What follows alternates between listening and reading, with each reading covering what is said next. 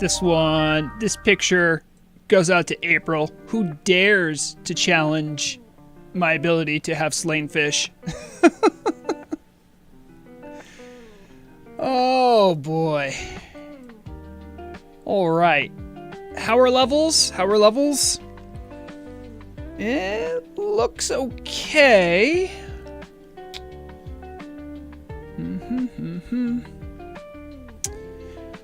Okay.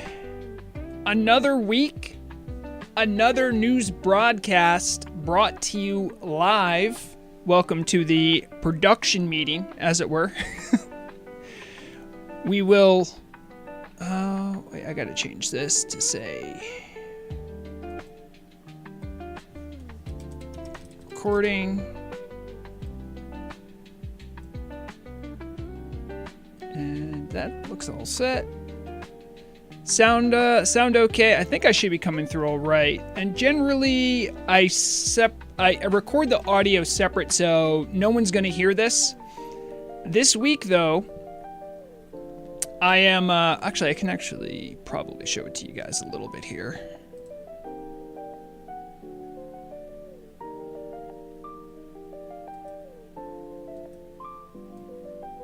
Oh, wait, no.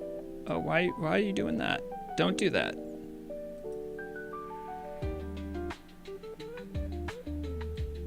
No, not that one. This one. There it is. Eh? I'm like a real news orc. I have a teleprompter. Sonic had a actual teleprompter. Kind of, I guess. It's this thing. You use it with like a mobile device, and then you let it sit there. Of course, because it's a mirror, it reflects everything. And then I only checked a couple apps, but all the apps were like, if you want our reversing text technology, you need a subscription. And I'm like, what's going on? Wait, everyone's got to grease their palms. You just reverse text. It's not like, really? This is what I should be supporting? Anyway. I couldn't believe it. I genuinely couldn't. So, yeah. We'll get started with the news proper here in a second. Making sure the teleprompter's lined up well. We'll see how it works. Hello, Jose. Hello, Lizzie Babs, April, and Rest and Beat. Good to see everyone. Glad you're here for the live broadcast of the news. Mike's looks like in a good spot. I don't think I have the gain turned up too much. Turn that down just a smidgen. Okay. I think I'm ready. Also, I did one thing to help because last couple weeks I've been using Shift Tab to go to the next slide, essentially. But my keyboard has macro keys, and now I have that, so it's a lot easier. And if I lose my place, it's not going to mess me up that much. Yes, Heavenly, I've been using the suspenders when I did the live broadcast. I don't know why exactly, but they make me feel more newsy. And I also need to, before I start, I have to make sure my camera's correct.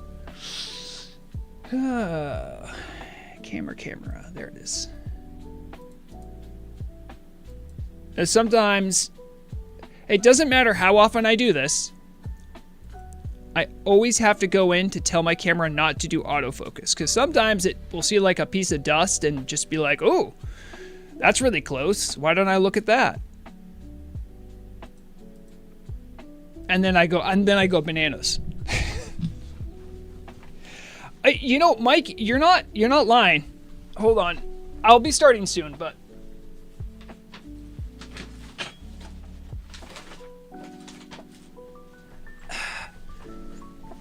I don't know if this is going to show up well.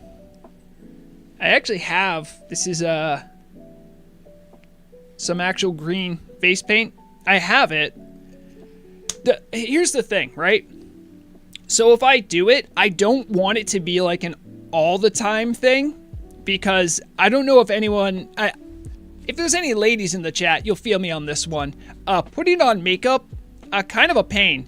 Putting on costume makeup, I mean, for a weekly thing, do you know how many hours of work I've already put in? And then I have to do makeup? Ladies who put on makeup every day for work, shout outs to you. I don't know how you do it, but yeah, I feel like putting on green would be like a whole nother level. I didn't think through this. I even have little ear prosthetics. I use headphones. I don't know why I would do that, but my hair is definitely long enough where I could have it braided down the side. And I have little, my beard's trimmed right now. It doesn't grow very long, but I have little hair extensions. I could actually braid like a beard thing to actually do full cosplay. I've had this stuff for like a year now. I just never want to pull the trigger because every time I do it, I'm like, is this going to be an all the time thing? And then there's also the world of like, oh, dude, if I could find like someone who knows how to do VTuber stuff, I could just do the Vrograg model. That would be great.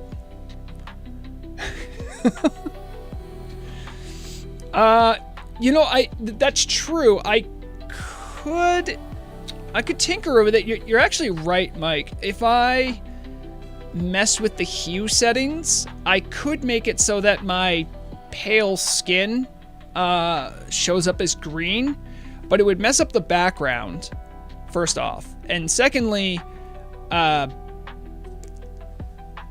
if I ever needed to show something, it would look like, could you imagine what Mandalore would look like under that? But no, that is something I've thought about.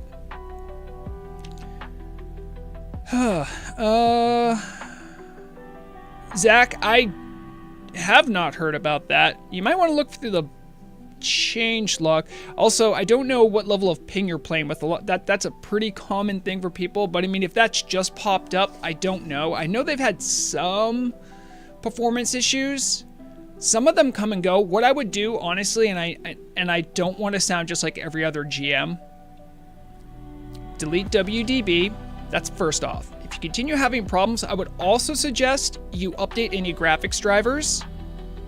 And actually, you know what? Make that number 3. Number 2 should be run the WoW launcher to make sure everything's up to date. And then even before you do a graphics update driver, I would try on a fresh install if you can. Those are 3 things you can do to isolate it to see what the issue might be.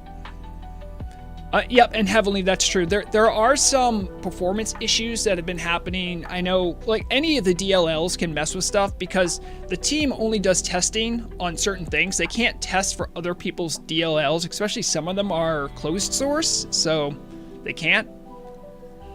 And Poke Totamatsuta, there will be a small changelog note in the changelog roundup. I do have a changelog to report on from Cenarius about Unreal Azeroth. So yes, there will be something in that in the news program.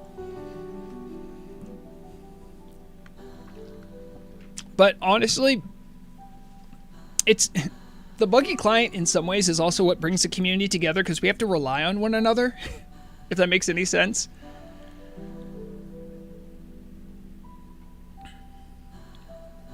Yeah. Honestly, Zach, I don't know. If it's just happening in PvP, that's even more strange. I don't know why that would be happening. But yeah. All right, we'll get to Q&A after, okay? I will look through chat, super promise.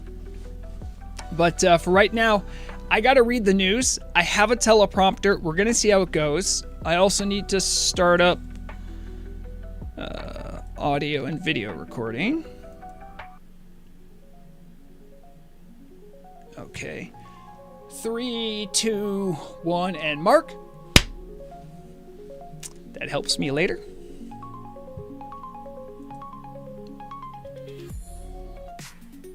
All right, that looks like it's okay. I'm going to turn down the music for me, just so it doesn't distract me from reading the news. And get some water, and we'll start proper. Also, in case you guys don't know, I do actually adjust the script between, if you've heard the radio news already, it's going to be similar, but there are actually things that are only going to be in the live broadcast, and one of those things is going to be, for the foreseeable future, any changelogs about Unreal Azeroth, so keep that in mind. Alright. This is going to be so weird using a teleprompter. Alright. We will... Oh, do I have the cues? I do have the cues. Very nice. How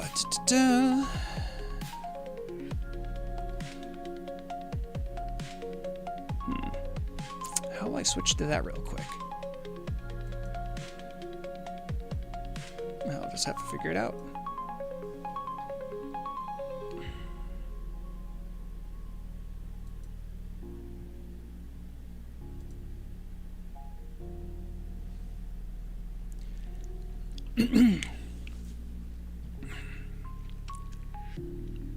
Welcome to the weekly live broadcast of Turtle WoW News with Vrograg. I'm your news anchor orc, Vrograg Fishslayer, here to bring you all the top server news for the week of February 24th, 2025.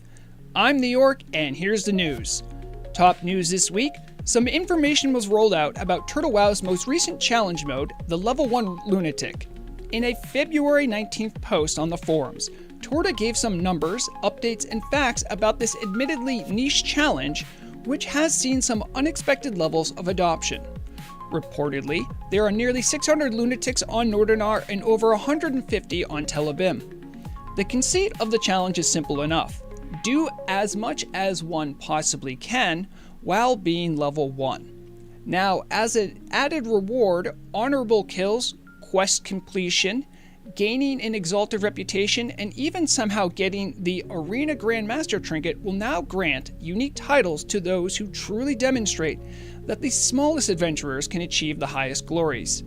Specifically, to get Wee Warlord, a lunatic would need 10,000 kills, while Pint-Sized Politician needs the lunatic to get the exalted with one allied faction.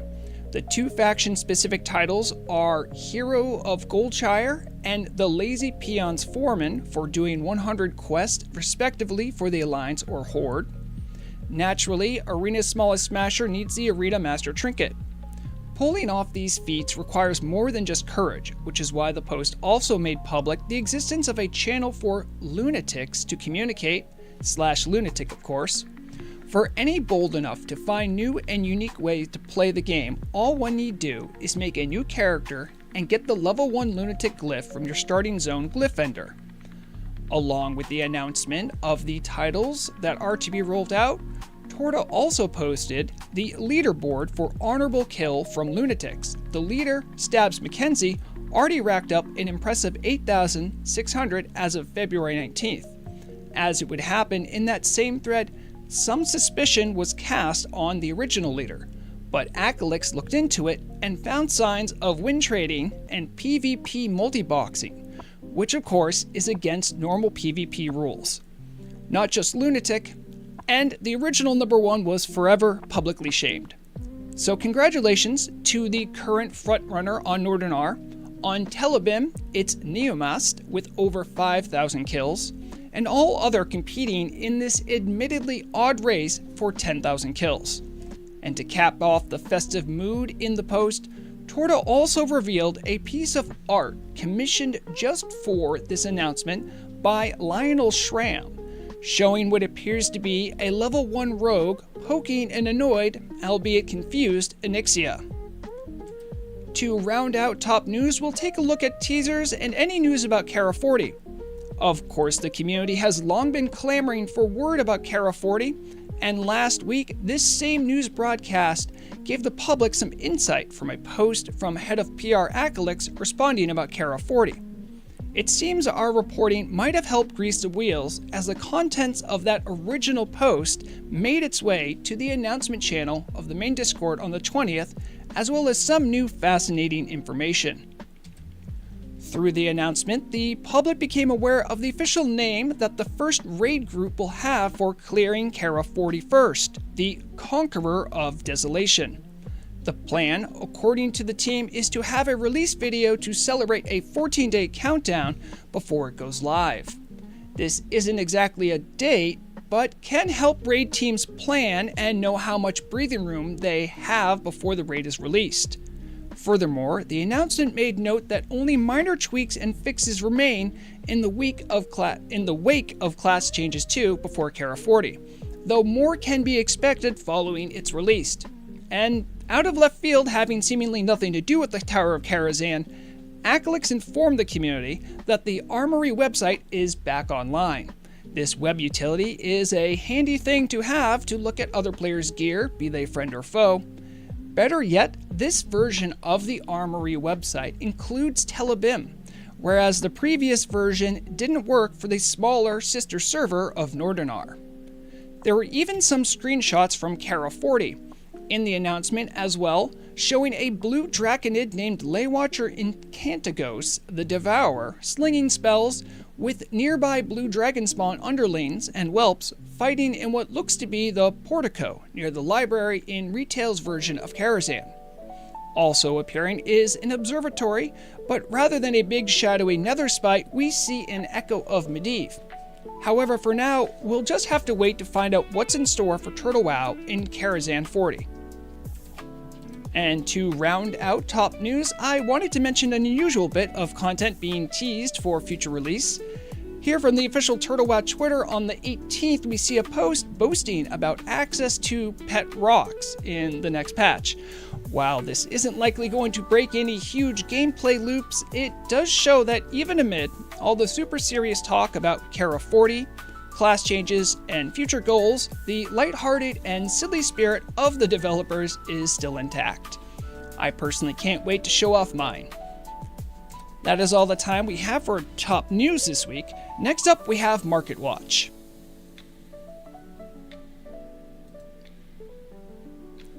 Nailed it. I only had like one tiny mistake.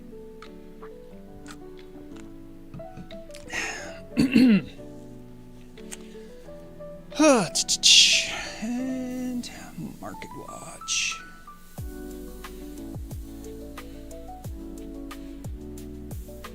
Market Watch, Market Watch. There it is.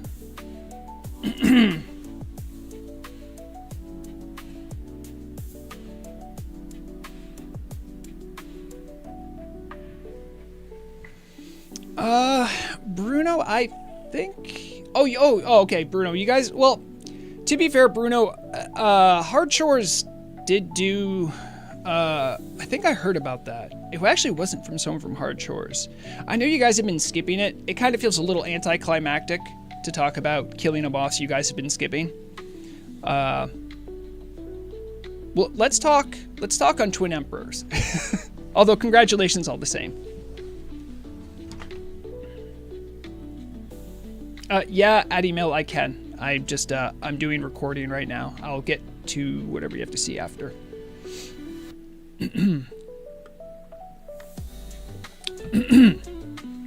All right, let's see.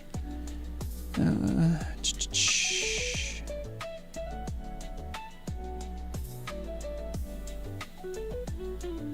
right, I can start that. I feel like the teleprompter makes me read a little bit quicker. I'm gonna actually slow it down just a touch. Actually, maybe not for Market Watch. Never mind.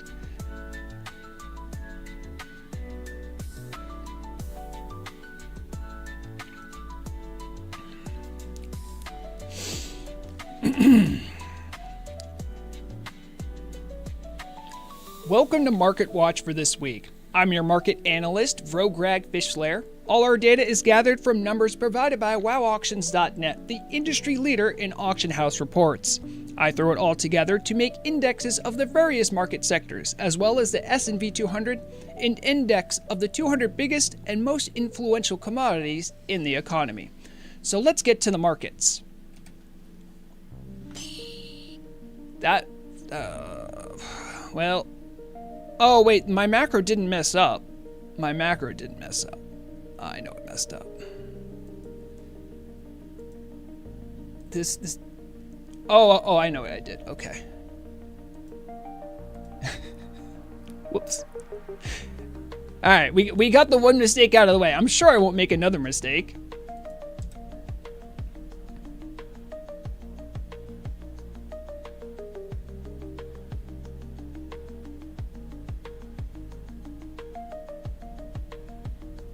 I'll start from a couple lines before.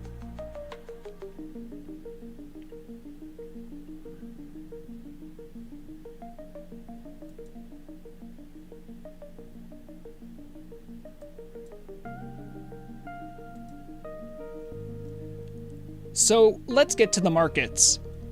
On Telebim, the Alliance S&V 200 rose 20% to 5 gold 11 this week, while the Hordes Index came down 6% to 4 gold 95. This is the first time in nearly a month that the Alliance S&V 200 has been trading higher than on the Horde market. Whether this trend will continue is hard to say, as the high value of the Alliance side hasn't been seen since back in mid-December. The Horde, meanwhile, remains comfortably within market norms around the 5 gold price point. Something to watch out on Telebim is the sudden disparity for Blasted Lands buffs between the factions.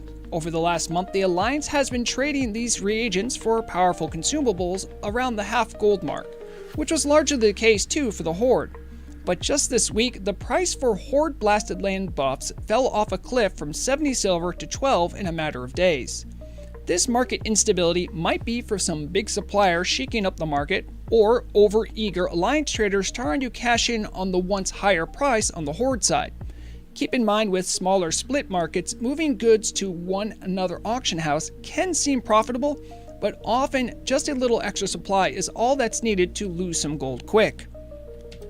Over on Nordinar, the S&V 200 for the merged auction house remained essentially flat, losing only 10 silver over the week, and is finally showing some upward trajectory when looking out at the monthly view. In recent weeks, I've been advising Nordinar investors to use their gold now while prices are facing deflation, because we don't know exactly when things will pop off with the announcement for Karazhan 40. A market hotspot for Nordinar was seen this week in the Enchanting Index, which shot up an impressive 22% to 4 gold 10. While this recent peak is impressive, it still pales in comparison to the post 1.17.2 peak of 5 gold 80 created by the glut of new tier gear that needed to be enchanted. Still, looking deeper into the individual stocks does shed some light on what's causing the recent uptick. On the weekly hourly charts, there seems to be a few primary culprits for this growth. Nexus crystals rocketing from 6 gold to over 10 on the 23rd stands out certainly, as many raiding guilds have these in abundance. This might mean those guilds who have them laying around might want to cash in while the market is hot. Also overperforming was large radiant shards with their 2 gold jump on the 21st, as well as small brilliant shards of all things, which somehow broke the 1 gold mark on the 22nd. The reason the latter is so surprising is because small brilliant shards are generally used for very little. But looking at the item in the longer view does show that every so often, the price does face a small uptick in gold valuation. But to those lucky enough to catch these historically high prices, congratulations. This is why it pays to keep a close eye on the markets. Before we close, Shellcoin closed this week on Nordinar at 24 gold 22 and Telebim at 10 gold 23. Remember, it's never too late to say no to bad investments, though I am surprised that the bind on pickup change didn't crash the markets. Seems like the people that have Shellcoins are holding them for the long haul. That's all I have for Market Watch this week. I hope you found some of the information here useful. Make sure to use wowauctions.net for all of your own market research. Remember to keep an eye on your coin, otherwise someone else will for you. Now, let's check out the community bulletin.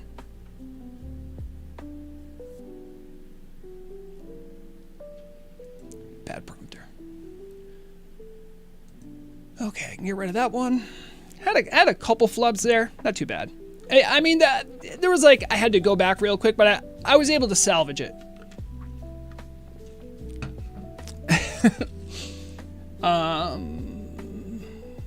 No, we're not on changelog yet. We are on... Also, this should be defaulting to here. But the next one up is this one.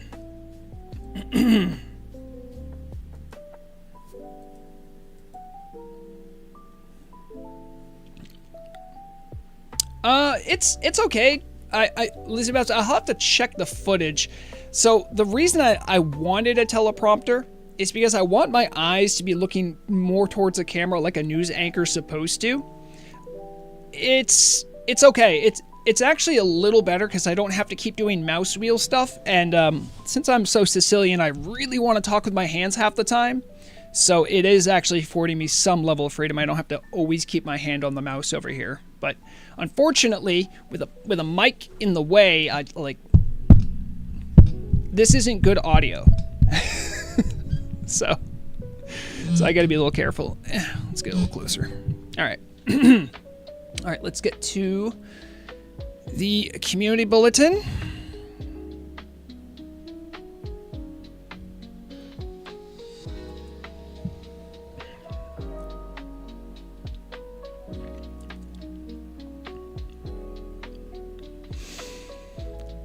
Here is this week's community bulletin, a posting and celebration of player-made events and goings-ons for the week of February 25th, 2025. Let's see what the players have been up to. The newly reborn Shuhalo tribe of Tauren role players gathered last weekend to fight some great hyena beast, though rumor has it that some might have fallen because word has it that there is a funeral going on. So hopefully no one was hurt. On the other side of the world, the Scarlet Legion met to hold a sermon about law, order, and purity right in the Cathedral of Light in Stormwind. Hopefully someone catches wind of the zealots in their midst. While other places were full of serious business, the monthly Turtle Fair happened outside of Astronar to good fanfare and a healthy dose of romance in celebration of the Love is in the Air holiday. The Turtle Fair happens every month and is a great place to meet with the roleplay community, welcoming to newcomers and veterans alike. The next one should be scheduled for late March, so keep an eye out for postings about it. Coming up in a few weeks is an event hosted by the Library of Suramar, a magically inclined organization led by a Grand Magic Strix. They hope to investigate reports of restless spirits near Starfall Village in Winterspring. Folk from any faction are welcome with good intentions, so if you'd like to lend them a hand, I'm sure they'd appreciate it. It's scheduled for Friday, March 7th at 9:30 p.m. server time. Coming up in just a few days on the 26th is a little well-earned R&R for the Anvil Breakers as they celebrate one of their many successful hunts out in the wilds of Azeroth. If you'd like to share in the celebration, bring good cheer and maybe some drinks to Breaker's Rest. The party kicks off on Wednesday the 26th at 6:55 p.m. server time. As always, keep an eye on the event channel in the main Discord to keep track of any events happening near you. Turtle WoW is more than a game, it's a community. So do your part in continuing that legacy by getting involved however you can. Now, let's shoot over to the changelog roundup.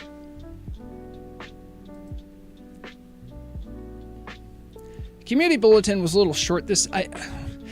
If anyone caught my video this weekend, I couldn't do as much reporting on community stuff because I was busy doing a Turtle 2.0 thing. It is what it is. And that one's gone. All right, that's the first slide of that. Okay, we're in the home stretch. And if anyone wanted to learn about I'll be having the first Turtle 2.0 changelog ever, I guess. It's not exactly Turtle 2.0. It's Unreal Azeroth, which is also Turtle 2.0. It's like a whole thing. They're like separate, but they're working together. But Turtle is funding Unreal Azeroth, and Unreal Azeroth is like making a thing. We can talk about it later. But anyway. All right.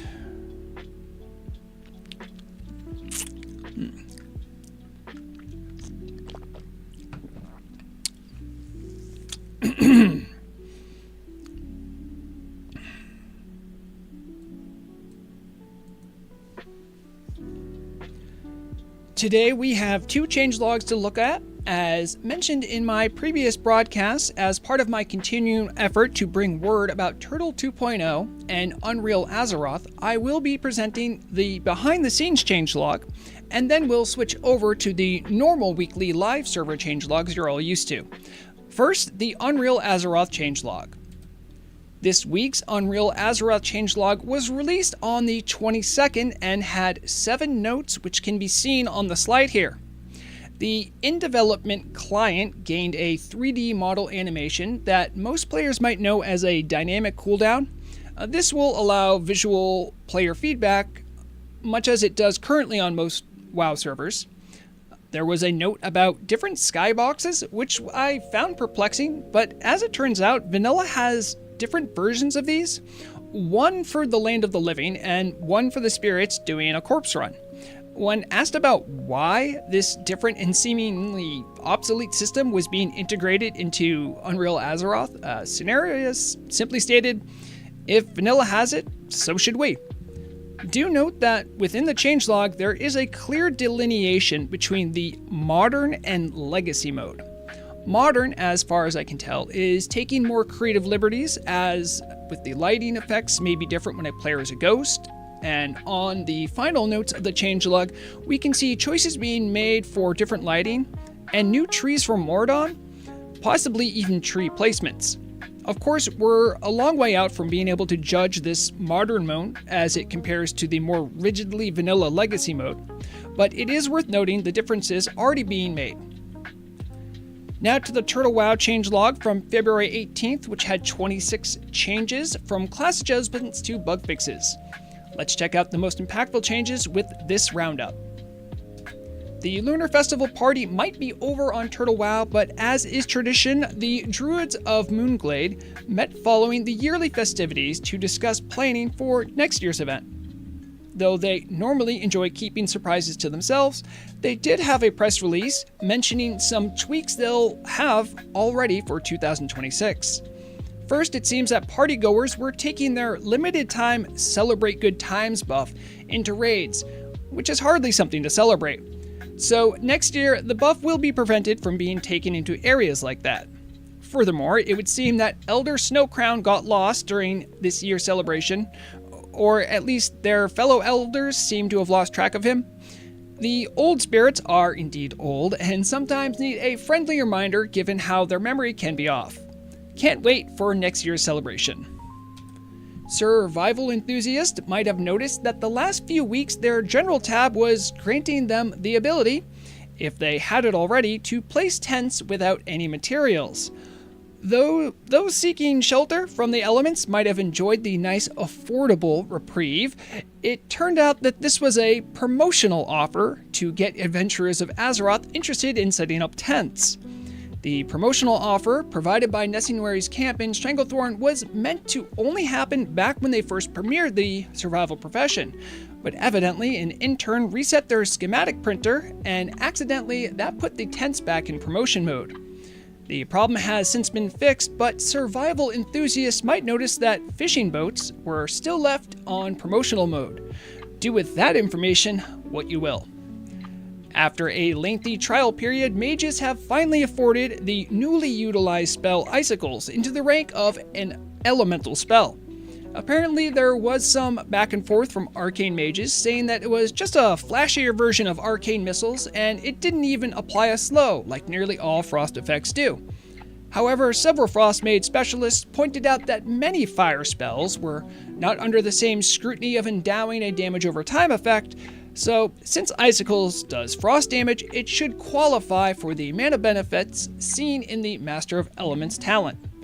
The math on the Icicles is unique, of course, as it is the only frost or fire spell that is channeled and capable of critting, but it roughly equals out to the same benefit most spells get for mana refunds.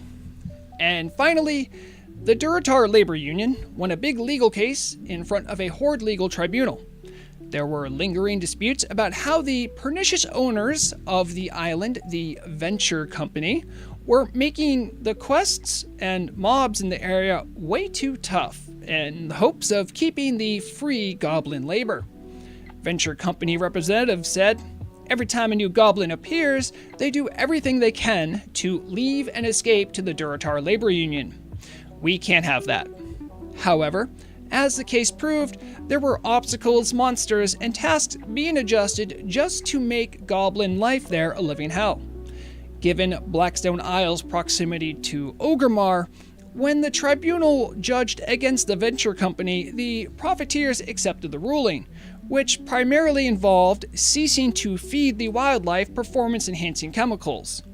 Labor union representatives were thrilled at the ruling and said, "Hey, at least give a goblin a fighting chance." We'll continue to follow this story, as rumors from the Alliance say that a similar case is being heard about Alathalas for the High Elves. That completes the changelog roundup for last week. This week's changelog may be out soon, so make sure to check it out so you can keep on top of all the latest adjustments coming to Turtle WoW. I've been Vrograg Fishslayer. Thank you for watching this broadcast. If you'd like to support the channel, make sure to subscribe and like the video. I air these live broadcasts on Tuesday, 4 p.m. EST, so if you'd like to watch as the news is made, be sure to drop by. Until next time, be good to one another and stay informed, because the deadliest weapon is knowledge.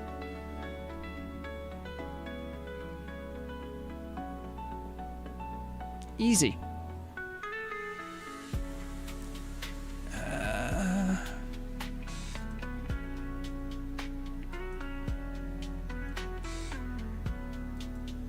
Recording done. Easy. All right. Recording's over. I'm changing this once I find where it is again.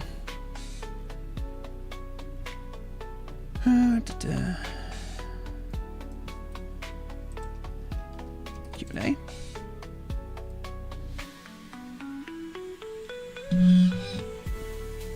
All right. There was a lot of news there.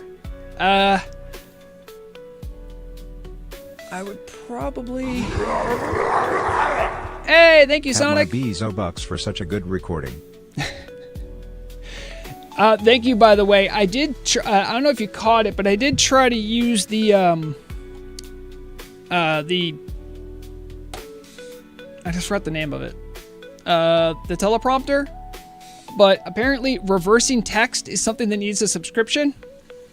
I guess. And I checked 2 different apps, so I'll keep looking into it. I really do want to use that at some point, though. But thank you. At every step, I grow closer and closer to becoming an actual news org. Yes, everyone, you got to see how the sausage is made. I'm still dithering, by the way, about how to keep approaching Unreal Azeroth as far as changelogs go. Pretty much that text block you see is pretty much exactly what Cenarius gives me. What I normally do is ask questions about it for clarification purposes. Some of it's for my own education, some of it's just for curiosity's sake. But it does help give a deeper understanding and to sort of where things are at and how he and his team go about doing everything. It's been fascinating to figure out. I think I had a chat with someone in hold on. Just gonna do this. There you go. So I had a chat with someone in my YouTube comments yesterday, I think. Someone had a good question. By the way, if anyone has any questions they want me to bring to Cenarius, I can do my best. But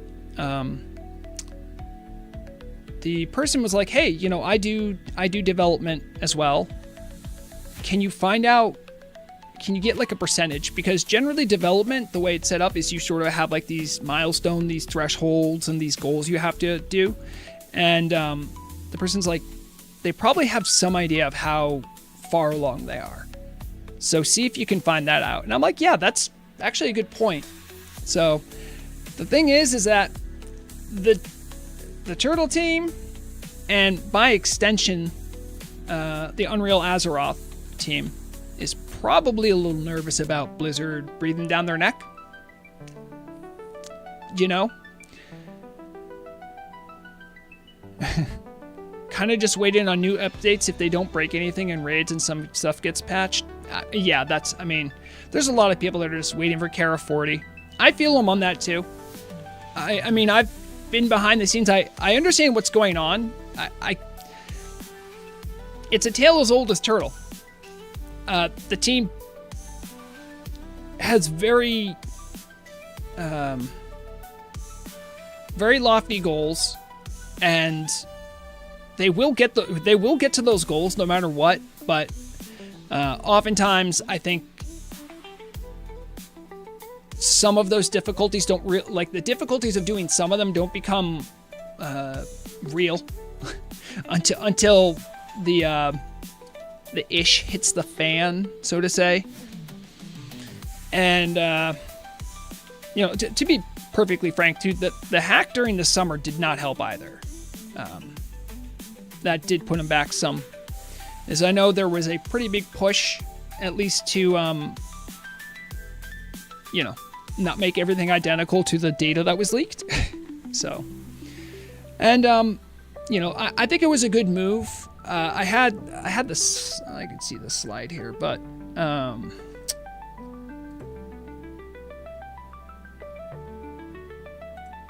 yeah, part of this announcement here. So this, I mean, this was in the announcement of the Discord, and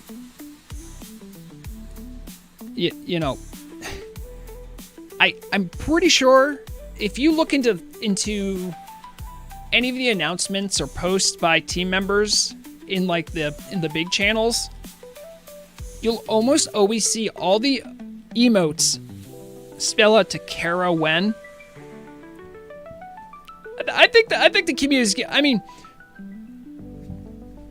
I think it's fair to be like, hey, when is this gonna happen?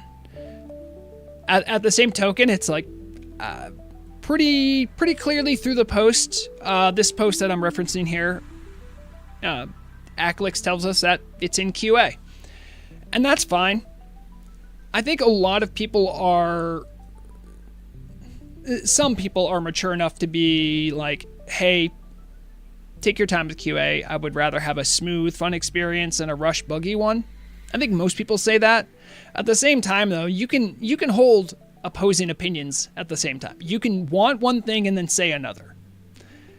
And I think that's, you know, for good or for ill, I think that's where a lot of the community is. That's fine. I'm not going to say I'm innocent of these kind of things. I've definitely been in those shoes and been like, I want one thing, but I say another. So, yeah. Let's see. Any other comments here?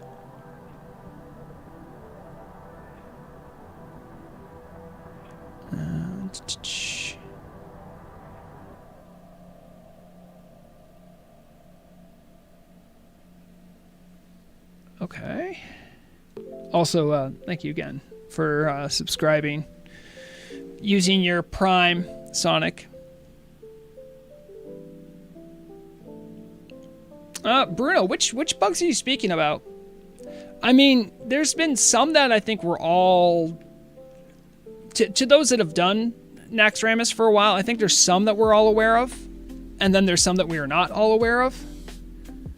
Let me see if I can...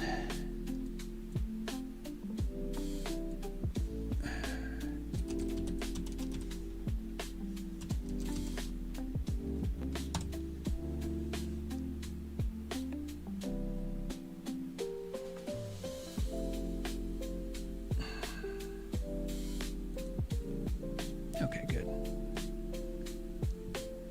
So let's just take a peek here. So if I type in Nax, one a week ago,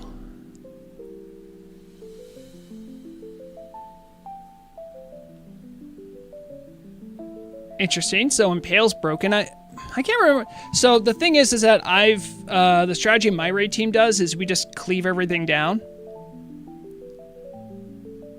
I can't remember the last time I got hit by an Impale, but I thought I was just getting lucky. Do Melee get hit by Impale? I can't actually remember now because ever since we've been doing it this way, only hunters have been the ones that are standing out. Is like, it's essentially a cleave strat. So this might actually be true and I've just never noticed it.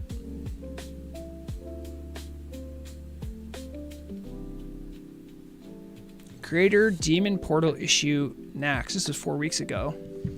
When taking a portal at the end of the wing, the demon is not ported with you. For normal demons, it seems not to be an issue. They simply disappear. However, greater demons don't, and they will walk to you with a... Oh, no. Oh, my... I'm sorry. That's... This one's brutal. Could you... Nagrak?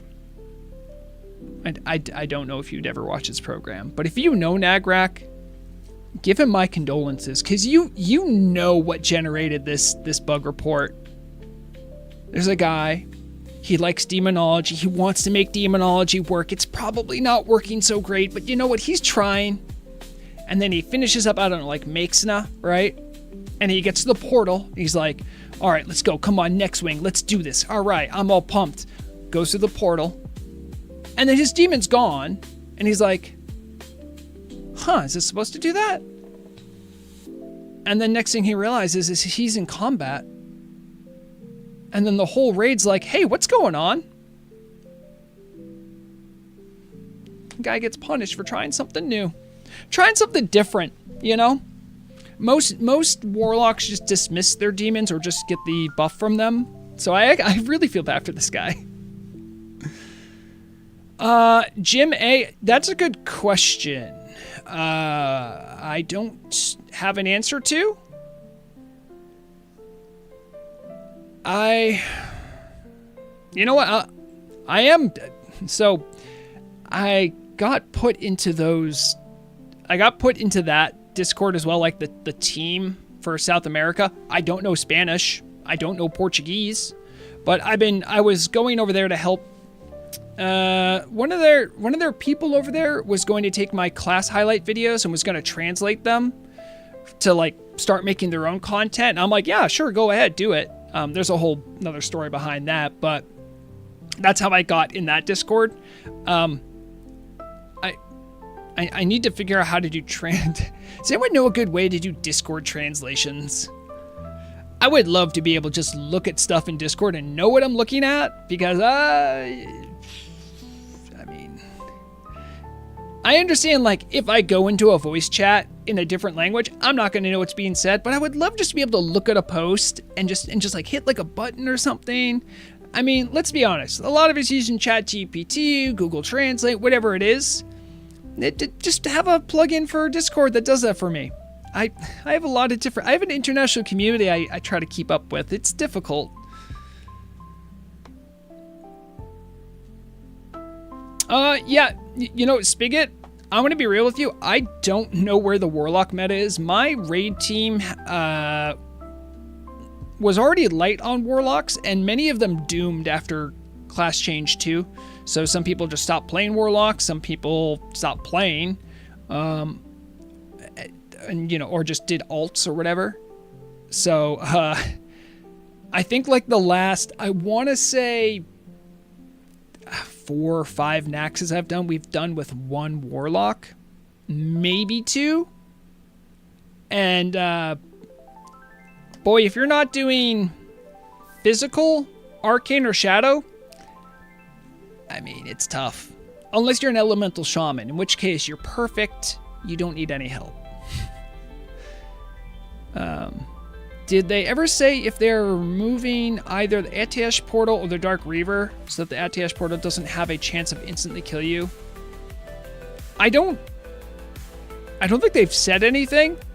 My guess, by the way, uneducated guess, based off nothing.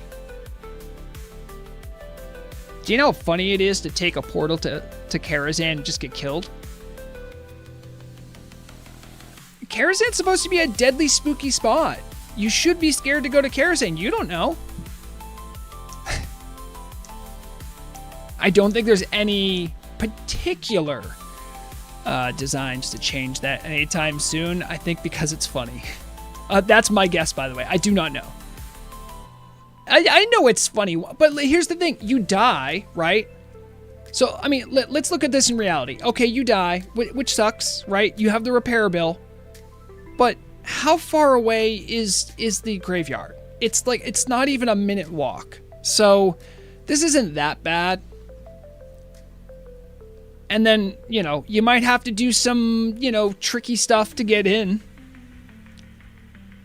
It's not impossible. Plus, people usually want to kill him, the guy outside, Dark Rider, I think. Exactly, Bruno. Yeah, it's literally like it's funny grief. It's the kind of grief where you're like, ugh, why won't they just move this? And then everyone else just going like, yeah, it's pretty funny though. I figured they put it up on the tower near the Kara 40 entrance portal for the nice view. I mean, it would be funny to troll sweaty raiders trying to do Kara 40. I think that would be fair. Bruno, just play rogue or druid. Have an invisibility pot. Sounds like a skill issue.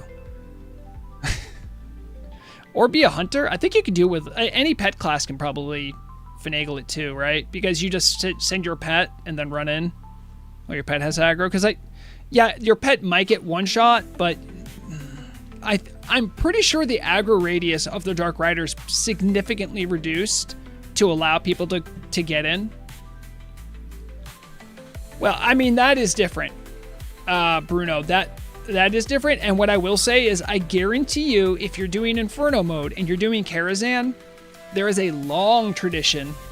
I don't even have to check. I guarantee you there's like a whole document in Hard Chores about how to approach Karazhan. Do not, well, I mean, no one has Atiash in Hard Chores now, do they? Do they?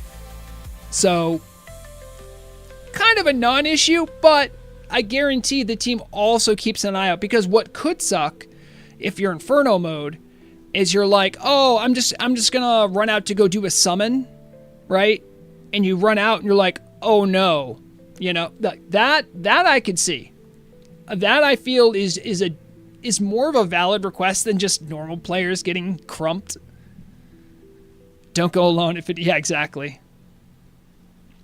Yeah, I mean, all of the Hard Chores people, if you get that deep, there are just rules that, like, you don't have to follow them.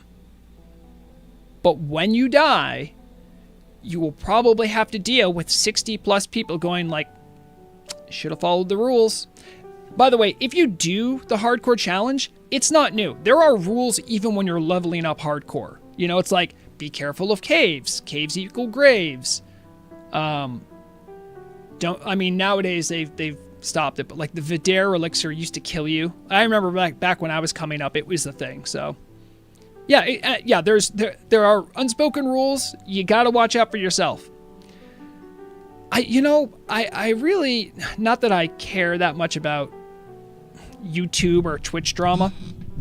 I did find the, I know someone in chat was really passionate about it, but I should have asked Hard Chores how they felt about the pirate software thing where he ratted out. I think I've already asked this, but I don't know. I know, like, if I was in that situation and there was a bad pull, I'd be like, I'm a mage. I think I'm going to get out.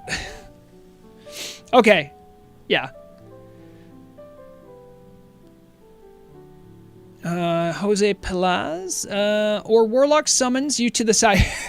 you know, Jose, I have a funny story.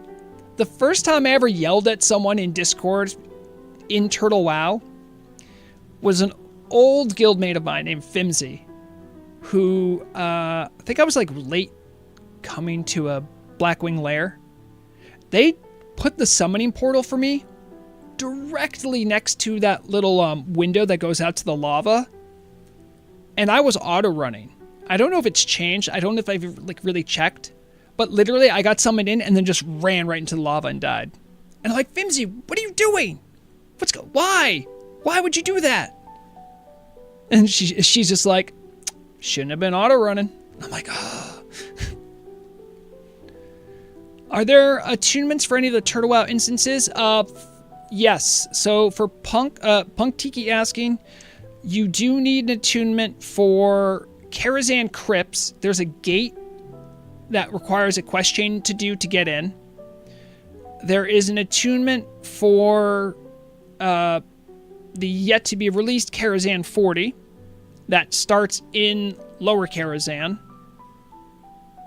I believe those are the only custom instance attunements. There's technically another attunement for a raid they never did. Vrograg did it. He has the Scarlet Insignia thing that lets him go into a raid that doesn't exist. So there is technically one for a raid that doesn't happen, but eh.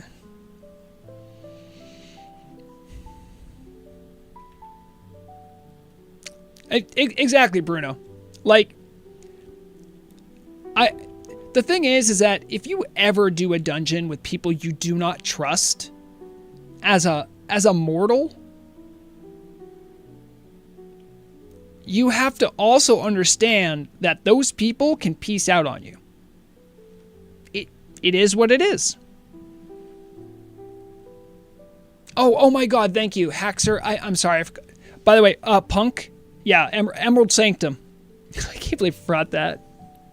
Which now features no Arcanite Rod. True story. I finally did it with Vrograg recently. I was just bored. I don't know. I was just like, I was trying to get the Crystal Sword of the Blossom. That's what it was. I'm like, I should do the attunement finally. And I did it. I even had the Arcanite ready to go. And I got to that stage and I'm like, huh? Okay. The problem is, for me, even worse. The rogue roached on Baron, which is even worse because that killed 8+ people. I don't think I know that one, Bruno.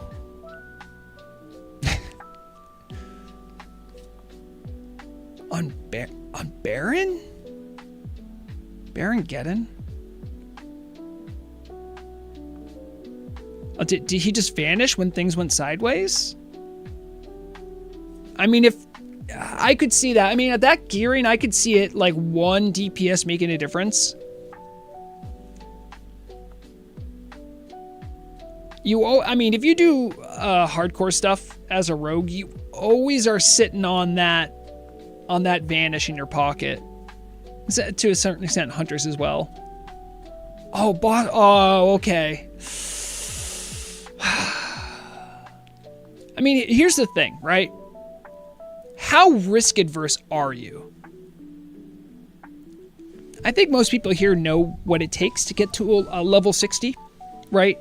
And then gear a level 60 to do raid content. Do you want to take the risk? It's tough.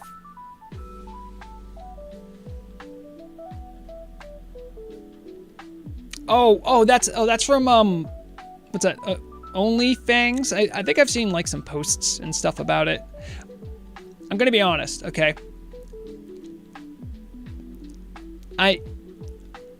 Every time I see retail or Blizzard involved, my brain just turns off. There are so many people in that community that want things that exist in the private server community way better quality, exactly what they're looking for. With better community and better moderation and better GM support. And they still keep giving Blizzard money. Stop. Make them respect you. Don't give them your money. It has been since 2008 and I still don't have Dance Studio. Does anyone hear me on this?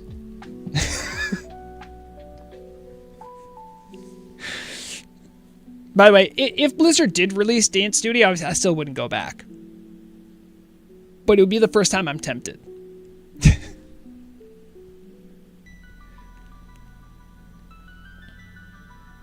Yeah, I think I saw... Oh, yeah, I think I saw an animation on that. It was like a Tauren tank, I think. I thought it was based on Ragnaros. But...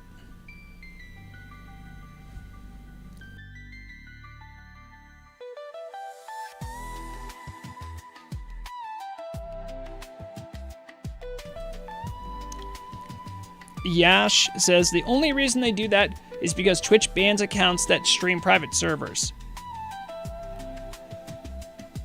Hey, Yash.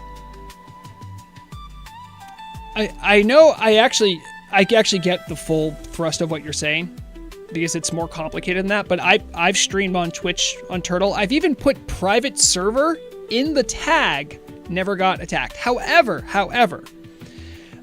the thing that gets you noticed is if you have a working partnership with Blizzard. That's what gets you noticed, because when Blizzard, who knows you, checks in on your content and sees you playing Turtle WoW or Ascension or something and goes, what the heck is that? Why are we working with you?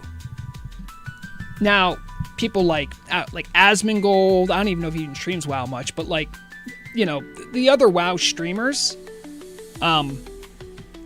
they are risking a lot more when they stream on a private server.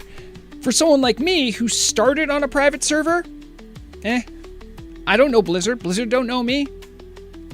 We cool. Also, I'm a small fish, so it would just be a PR loss for them to go after me. However, I will say, when I released the video updating people about Turtle 2.0 and Unreal Azeroth, I am not kidding. I was like, is Blizzard gonna come after me for this one? Maybe not. We'll see what happens. So far, so good, but...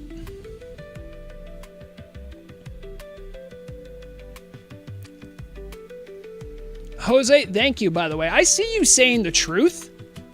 Turtle WoW still doesn't have a poison vendor. Turtle WoW, let me give you money. Please. I beg of you. Just make him like a little guy. It's fine. Let me give like a spooky skeleton guy from Forsaken area. They love alchemy and stuff and poisons, right? It'd be pretty cool. Then I could like, every time I show up to raid, I'm like, oh, I don't have poisons. Every other class has a pet that they can fix the whoopsie. If you're a rogue, you're like, well, I guess I don't have that poison.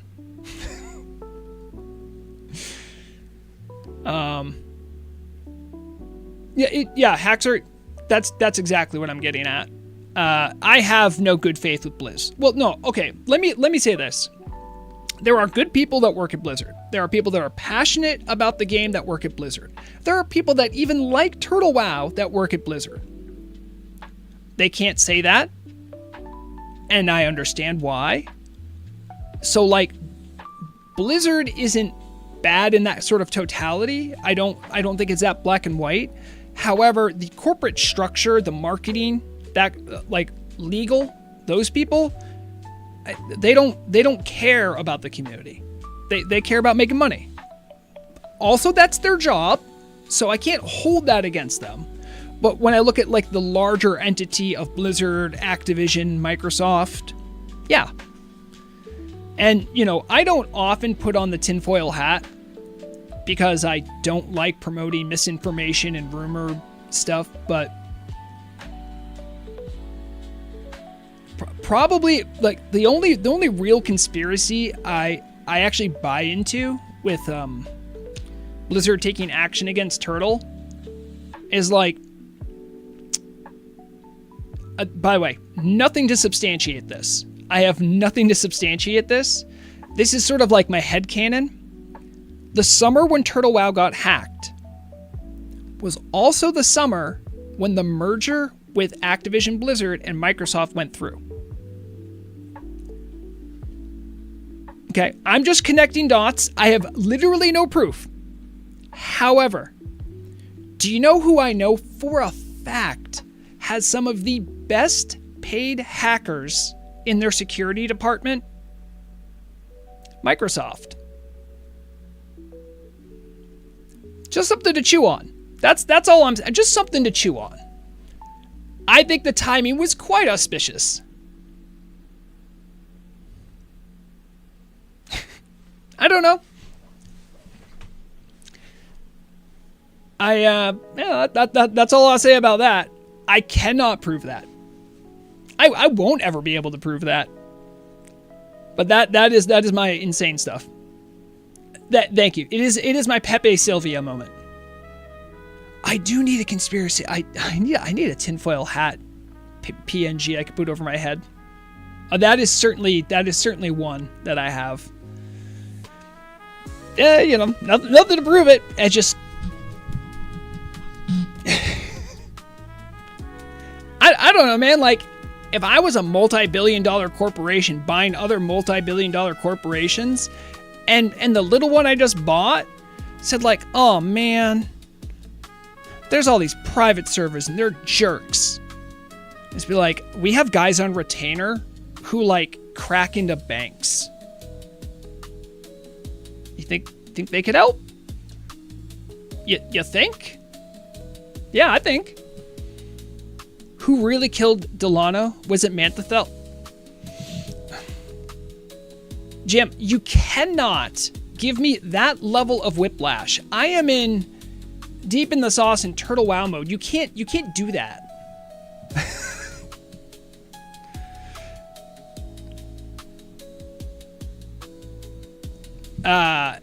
Yeah, no, James Ripley there is referencing a ancient D&D game I was in. Older than some of you, maybe. Oh, that was like 2007, 8? Actually, could be older than some people. Yeah, actually, never mind. There are some young guns that play on here. Oh my god, Mike. Oh my god, Mike. Mike, hold that thought.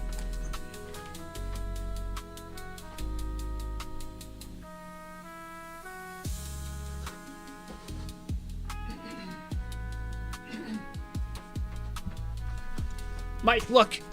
Mike, look, I'm a big fan. I'm a big fan of TSR. Back when D&D was good. Ah! Do you remember, Mike? Oh my god. Mike, also, hi, by the way. I don't even know if you've ever talked in chat before. I love geeking out about D&D. Before Wizards of the Coast made a good version and then said, but how can we juice it later? I have, Haxer, I can tell you what my demographics are. I guarantee you it leans male. Full stop. And I know my second non-US demographic is Germany, I think. That's the last time I checked, but you're going to a con this weekend?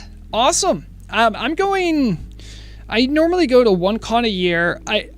I mostly play tabletop with my friends, like my IRL friends. But my wife is running, because you spoke about Chaosium. She's running. I think, have you seen the yellow sign by Chaosium, which was released years ago? But we're doing a Call of Cthulhu campaign. She's running it. Yeah, yes, Haxer. I am very old. I think I've shared with stream that I am actually 40. I act like a child when I talk about D&D, but what reactions has Unreal Turtle WoW made with other private servers? I mean, you know, so it's you know what? Let me try to illustrate some stuff here. And I'm just gonna, you know what? April said I wasn't a fish slayer, so this is why that picture's up here, if you're curious. Has nothing to do with what's going on. But let me just draw a quick diagram. Do I have the right, not the right font?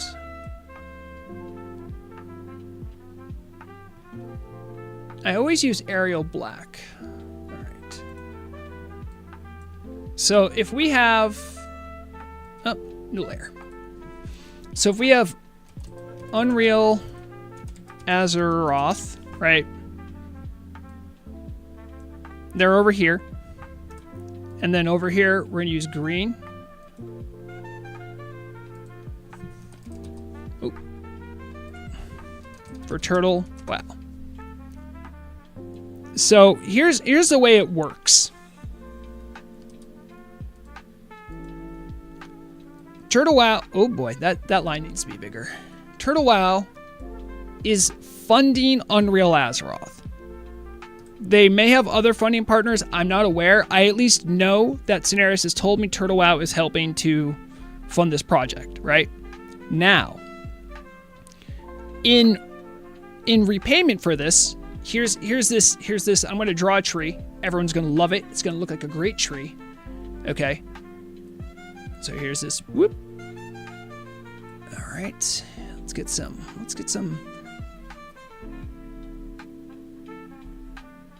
Okay.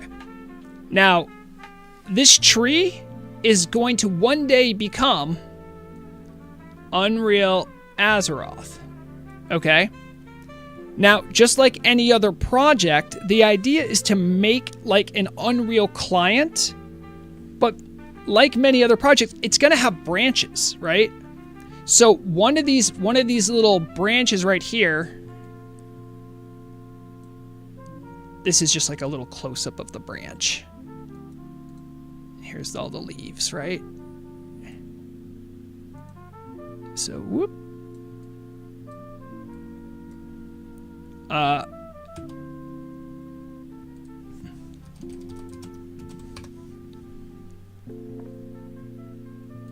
That's what this means, okay? So, the question initially from what reactions has Unreal Turtle WoW made with other private servers. I haven't interviewed other servers. However, a large part of the server space is very dyed-in-the-wool, believing that... oh, wait, no, we'll keep you red. All right, and then over here is most everyone else. Okay, here's everyone else. Wrath of the Lich King client. This is what's happening, right? Oh, client. That's a good spelling of that. Client. So for them, it's sort of a... it sort of doesn't really affect them because they didn't start... Turtle WoW, of course, right? 1.12 vMangos. Now, vMangos is good at what it does, but is poo-poo tier. At times. So that's why things are the way they are. So Turtle WoW wants a better client.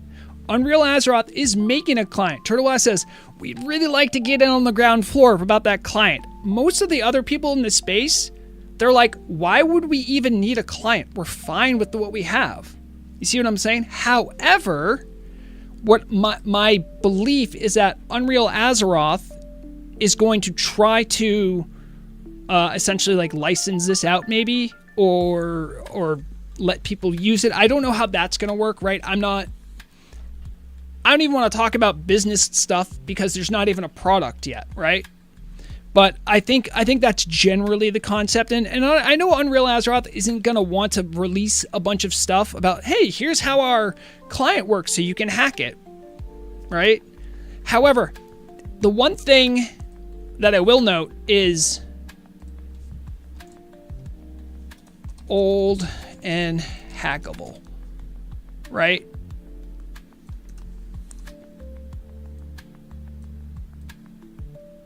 Both of them have this in common.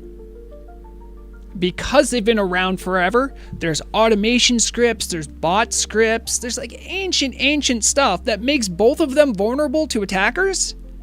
Unreal Azeroth will not have that because they're not going to just...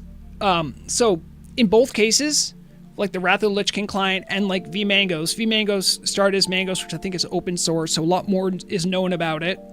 But in either case, there's so much open documentation about either of those clients that the big selling point for Unreal Azeroth is that no one's figured out yet how to hack it. So if you're really trying to control stuff like RMT hacking and botting, this client should at least afford you some level of protection. Is it going to be flawless? No, because hacking is a game of cat and mouse. There will be someone who's going to hack it eventually, right? But for the time being, it is offering way more protection than the mostly open versions of the other clients. Hopefully that kind of paints a little bit of the landscape for you. Mike, by the way, sorry, I know I immediately switched and was answering a different question. But yeah, absolutely. You can message me any day. Anyone who says, I used to work at TSR, immediately I'm a fan of. Some great work back then. Oh, man. That's when I started. That's where I cut my teeth as a role player. Yes, exactly. It's been a wild couple decades, man, when just like D&D and tabletop role-playing games just became okay, and then it became cool. That was not the case when we were kids. For real. But here we are.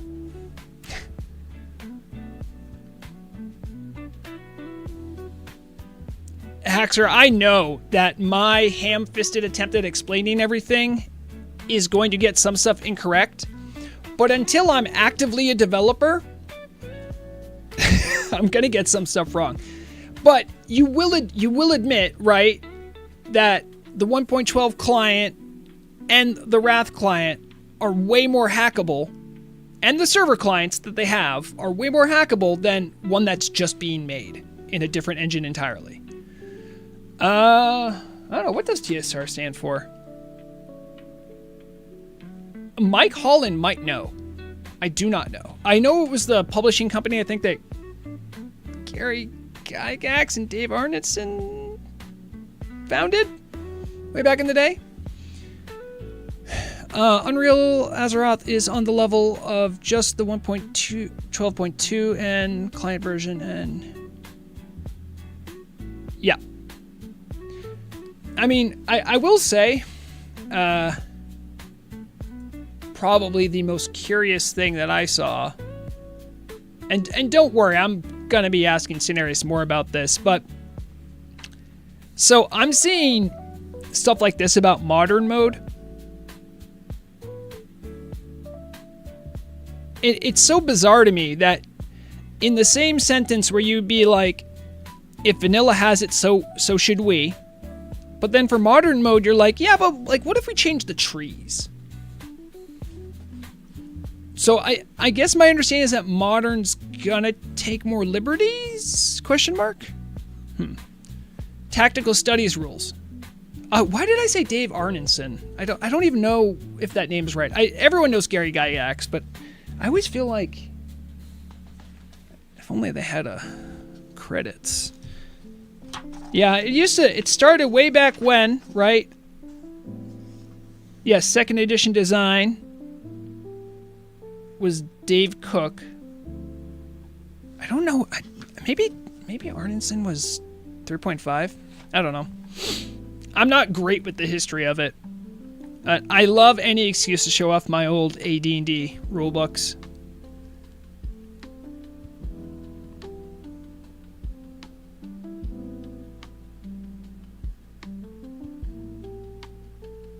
Yeah, I think so too.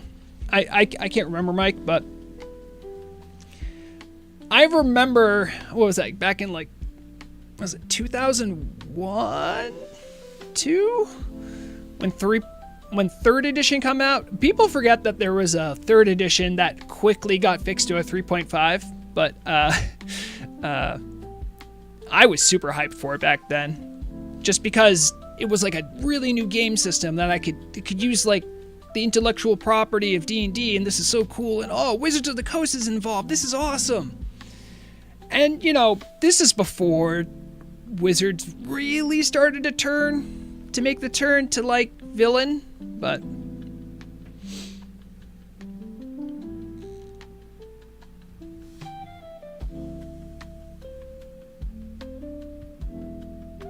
that's so crazy, Mike. Well, okay, so from the community perspective, they weren't yet. I think they were starting to test the waters. I'm sure behind the scenes, corporations gonna be corporations, right? At the end of the day, let's look at reality. They really started the formula for like a loot box. No one talks about it, but if you play Magic the Gathering and you buy a booster pack, congratulations. You're just into booster box. You're into loot box. It's the same thing. They had this in the 90s. So no, they are pretty gross. But as far as D&D, I think they didn't quite know what to do with it.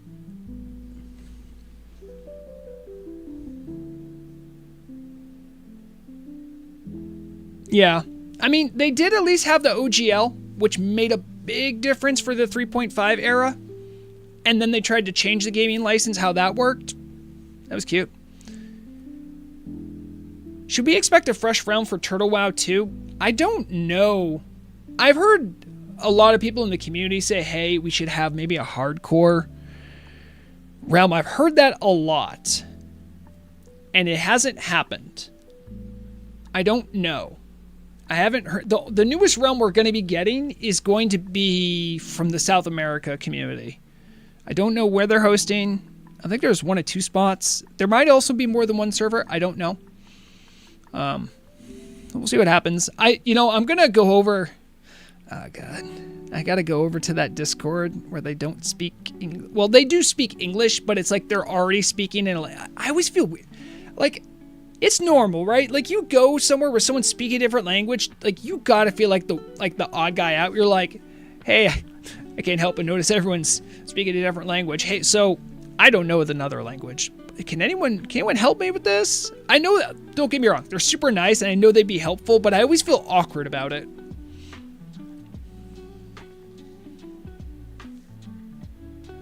You know, Mike, I have so many of those 3.5 minis. They were actually a decent value for what you got because I could not paint minis.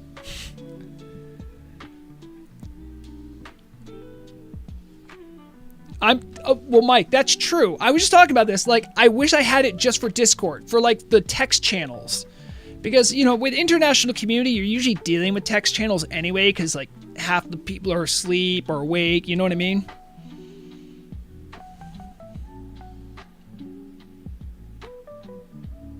That's because you're American, my dude. You can't go anywhere in Europe without encountering people speaking other. I know. Here's the thing. I didn't ask for the education system I got brought up in. I even studied English really, really deeply. And now I feel like a buffoon when around anyone who speaks another language. And I'm like, God, dang. It sucks. I did I helped out, who was it? That was, Le Croquant do their first KT. This was like a month ago, I think. It was really fun. Everyone's speaking French, and I know like a tiny bit.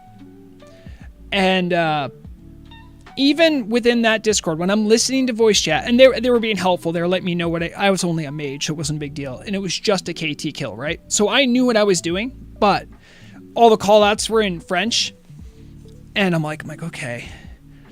And then as I started listening more and more, I'm like, oh my God, they have so many different accents of French. How can they understand each other? That was like my question. Like after a while, I'm like, okay, I know they have Quebecois in there and there's Parisian. Is that like Algerian French? I had no idea what was going on.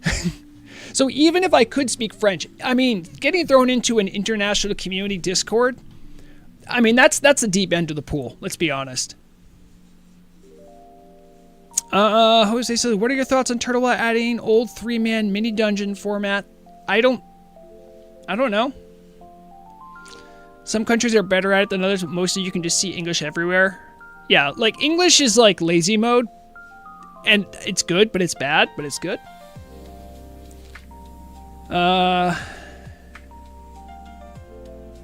Scandinavians speak a lot of English, French, Germans, a bit too. Yeah, yep. I have a speaking use of Swahili and Spanish. Spent many years in both. Oh, that's really cool. No kidding. Dang, I know nothing. I wish I knew another language. That would be so cool, man. And the thing is that, like, don't tell Murag, okay? Don't tell her. Murag really likes German. She really likes German culture. But, like, I like Italian and French. If I'm going to learn a language, it's not going to be German. Don't tell her.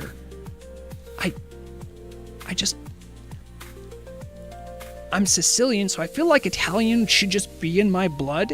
And I like French too. I think I just like Romance languages. But, I mean, I hear German, and no offense to my... I literally said German's like my second most biggest demographic. So I'm not... there's no shame coming for me. I just like those languages better. Does that make me bad? Can you like aesthetically say like I want to learn this language because I like how it sounds? Is that bad? I don't know. I don't know another language. I see chats blowing up. I must have said something. Richer countries are generally better. That's why I was surprised when a receptionist in Austria didn't speak English. Okay. I do know nothing, Jon Snow. I do know that that's like a northerner accent of English. That doesn't help me know another language though. French can't understand between them. That's why we love to complain. Oh well. Rest in peace. I don't know if you've noticed this about me, but I have the gift of gab, and I do like complaining about things. I love arguing about nothing. You could see like I could like French, I could like Italian. Keeping these bad boys still for any amount of time is difficult. Okay, I do it because I keep hitting the mic. It's deep in me though. I can feel it, the passion.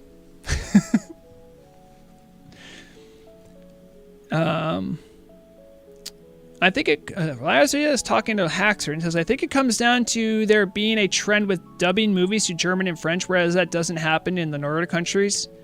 Yeah, this reminds me of something.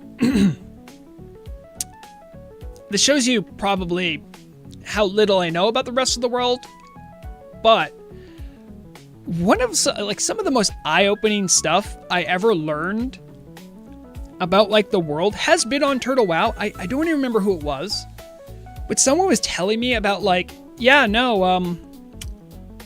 obviously stuff was pretty messed up after World War II. I think we're all in agreement about that, right? I didn't know how draconian at times the Marshall Plan was, and like how it really, really affected a lot of the countries that were rebuilding in Europe. I don't even know if that's a controversial thing to say, but they're like, like French and Italian movie studios like had to play X amount of stuff from Hollywood. It was just part of the GI Bill, and I'm like, that kind of seems messed up. But that's kind of weird. Like I would hear stories like that. I'm like, is that true? I don't know if that's true. I don't, but it does seem like something that America would do.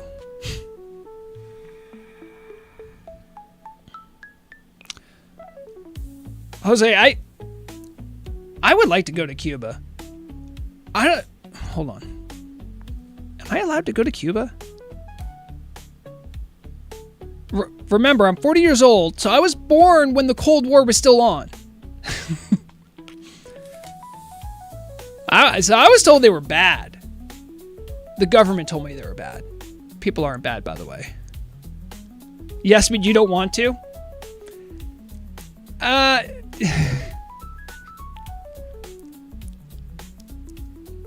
You know, Mike, I bet you that's true, but I also bet you they have socialized healthcare. I am in a sea of socialized healthcare, and I can't have it. Not for myself. Go north, cold is nice. Haxer, I'm in New England. What are you talking about? I'm further north than you. I'm pretty sure. You have to remember that, wait, no, I'm not further north. But the Labrador Current makes it colder. if I remember correctly. Yeah, no, I think my latitude is like around Spain, but I do not get Spain weather. I mean, I know I've railed about this before, but it is just insane to me that I just have to be like, well, I don't have socialized healthcare. I have health insurance. Sometimes it doesn't cover stuff. I just have to kind of hope that doesn't negatively affect me and I go into bankruptcy. I don't know.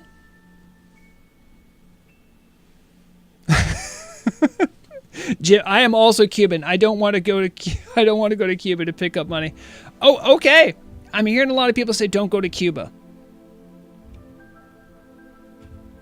I mean, I have like the Caribbean. I've gone there a couple times as a tourist. I really like Belize. And I don't like beer, but I did like Belikin. If anyone from that region knows what I'm talking about, you know what I'm talking about. It's good beer. Which, I probably just offended all the Germans again. What do you know of good beer? I don't. Swifzer, I already told you guys all the news. If you're watching on YouTube, you're not watching on YouTube, you're watching on Twitch. I'm gonna be editing this down, the stream VOD. So there'll be a video probably later tonight. They're a lot easier to edit when I don't make mistakes. American beer, real beer? Well, actually, you can't say that. America's a land of immigrants. Who do you think was making the beer? It was the Germans that came over. Like, what are you talking about? Thank you, Swifzer.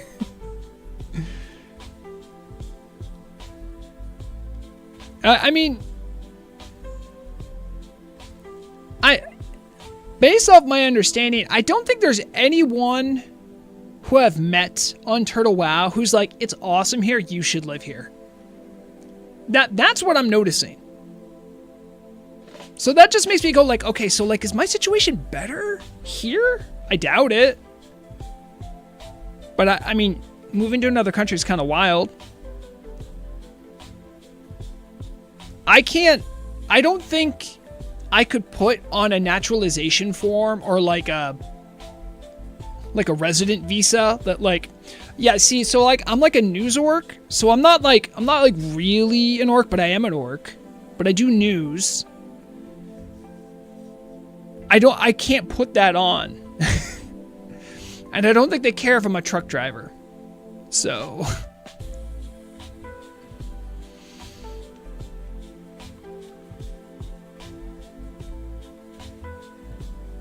oh, Mike, if you actually worked at TSR, that means you used to be, I'm assuming, localized in Wisconsin area. So it seems like you got a lot of that frost out of you. I feel for people that live in the middle of the US. It gets brutally cold out there. Like you'll hear me whine about the cold. It's nothing compared to what they go through.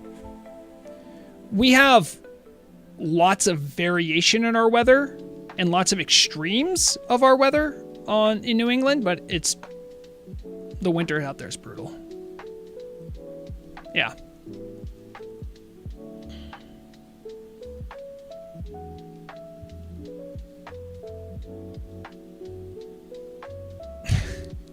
Exactly, Mike.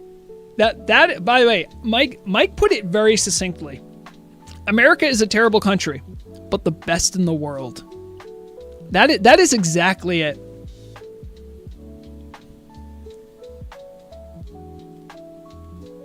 An AOL D&D game work. Oh my goodness.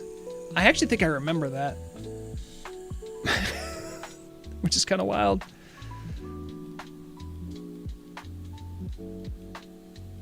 Oh, Haxer, of course Mike has been to Europe. His last name's Holland. Obviously. That's how he got that last name. he became the leader of Holland, and they named him Mike Holland. You worked on Neverwinter Nights? Yo! Let's go. By the way, I really gotta say, speaking of, Neverwinter Nights was that part of the Baldur's Gate trilogy? Anyway, Neverwinter's Night 2, great game. I was making me think about Baldur's Gate 3 and how Larian just like absolutely manhandled Wizards of the Coast. They're like, oh, we'll do it for a lot of money, and we have full creative control about how it gets released. Otherwise, you can just make more slop. Then they made an amazing game, and they're like, all right, we're good.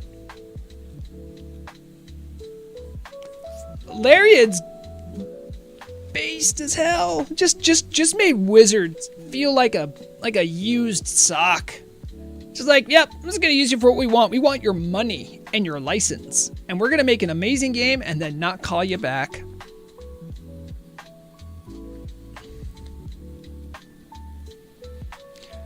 The transition point from pen and paper to online has been difficult. I would say, I'm sure you'd agree too, Mike. I mean, maybe it's because how we grew up, but you cannot beat like being around a table with other friends. You cannot beat it.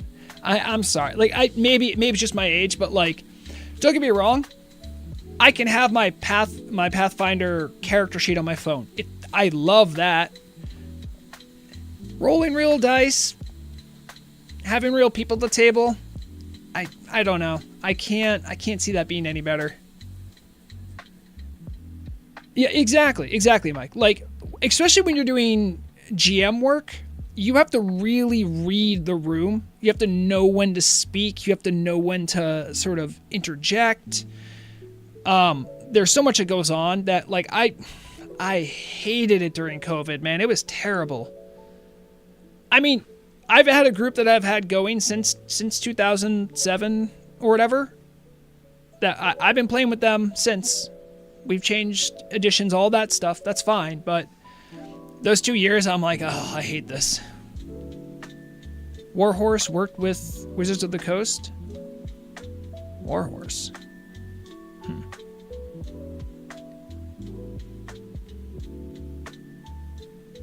Oh, I don't know about Warhorse. I think I've heard of Warhorse, but I don't remember what I've heard them from. Larian, Murug's a huge fan of Larian. We really liked Divinity Original Sin 1 and 2.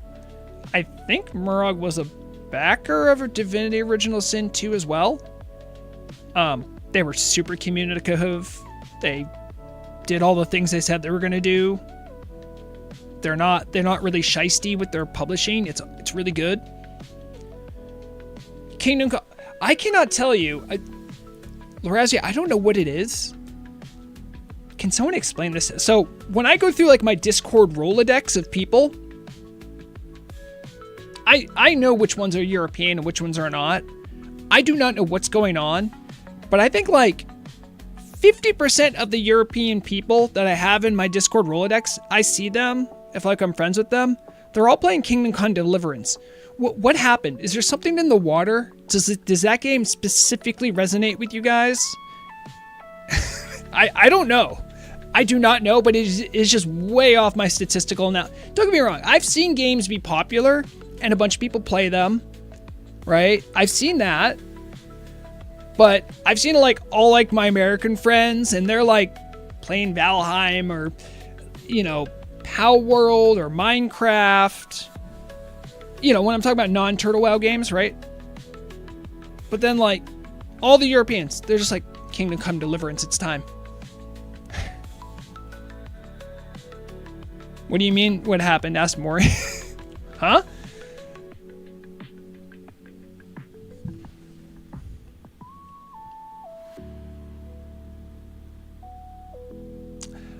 I'd like to check it out at some point. I'm gonna be. let me tell you. So, because I'm not even joking. By the way, this weekend, my entire Saturday was working on Turtle WoW, like news stuff, news-oriented stuff. There's a couple other things, a couple side projects. And then most of Sunday was also working on the Turtle WoW 2.0 update video I put out. And I have just wanted to play one, I don't even know why, there's just a mod pack of Minecraft I want to play. I just want to play Cobblemon. I don't even know why, I just do. Let me see if I can...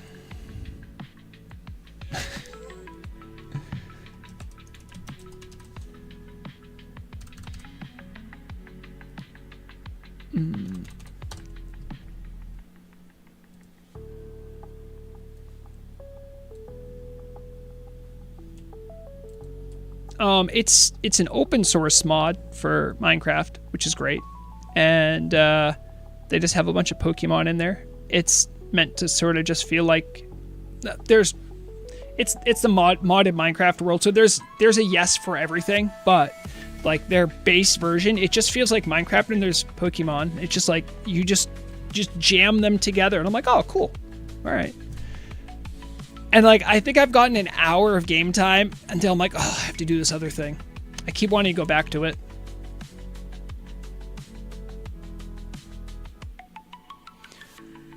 Jose, do not listen. You can't just say that. You can't just say Dance Studio and Poison Vendor with Kara 40 release. The Dance Studio is so far down the road. I have bugged, I think, every single developer about Dance Studio. The amount of work it's going to require is mind-boggling. Scenarius, who knows a lot about the Unreal Engine, was explaining it to me. It would take a lot of work to make it happen. However, I'm going to get a mocap suit. I'm going to make... I will learn Blender if I have to. Come hell or high water, there will be a Dune Studio. I don't care.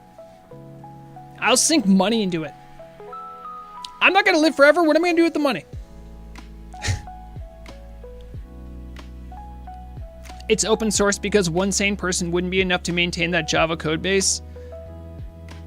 Wait, I know Java... Wait, hold on, wait. Yes. Minecraft is... Yeah, the modded Minecraft I think is all Java. It must be. They have a different API they've been using. I've seen some of the modded stuff. They use something called Fabric because Forge is... Listen. Minecraft is a beloved game, but even they didn't deliver on their promise to give a modding API. The whole community just had to figure it out themselves. Player housing and Poison Vendor. I mean, I think player housing is more likely to happen than a Dance Studio. Yeah, that's the sad truth. Oh, really, Haxer? Is that true? I know, based on what Sonic's told me, who's sort of like my go-to tech guy, he's like, yeah, Java's just a dumpster fire. And I'm like, what do you mean? He's like, just don't. I don't know if that means JavaScript or like just Java. Does that have to do with the island of Java? Does it have to do with coffee? I don't know what this... And source mods. Oh, okay. I think modding games is the gateway drug for a lot of coders, which I think's cool. I definitely like it. There's been games that I've wanted to mod. So hold on. Java has nothing to do with JavaScript. Who is in charge of naming these things? Next, you're going to tell me C++ has nothing to do with C, but I think they are related. I don't know what the difference is. It's like a real-time compiler or something. I don't know. I can't remember. Java is named after the islands. Okay. My question is, why did Notch make this in Java? A lot of people is really capable of writing code in some niche language. A lot of people can write Lua because of WoW. Yes. What little I know of coding, This is going to sound stupid, but I think the most proficient coding I can do is in spreadsheets. If you need a formula that does something weird, I got you. That's because he wrote worm in, and he wrote worm in Java because that's only... Okay, there you go.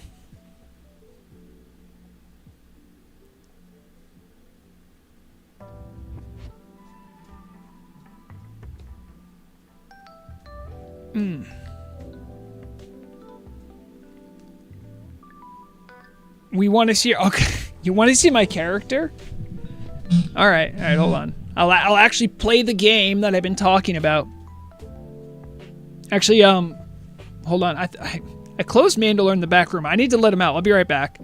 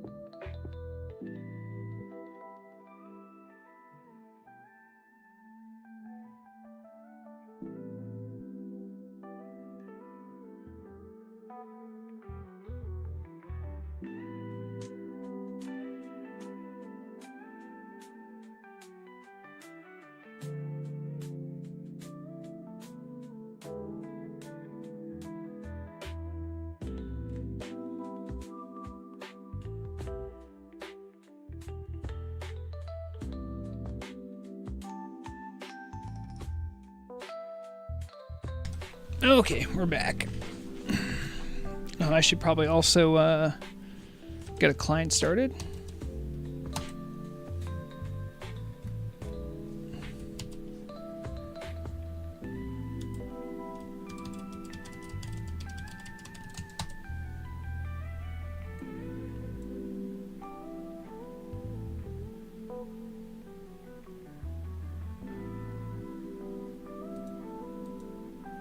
Okay, that was weird. Bitwarden is also doing email verification. Great. Don't really... It's so annoying. It's so annoying having all these different passwords. Nope, I need to actually open a client. That's what I'm not doing here.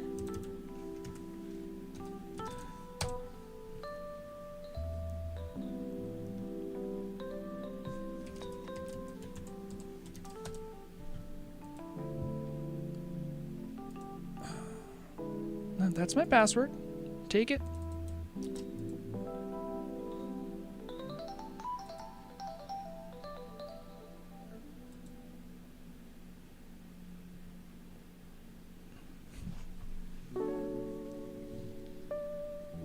Well, better than getting hacked, right? I mean, yes. I don't think getting hacked seemed at all like a fun thing. It seems honestly kind of violating and messed up, and I think it's really gross. I know I'm very brave for saying that.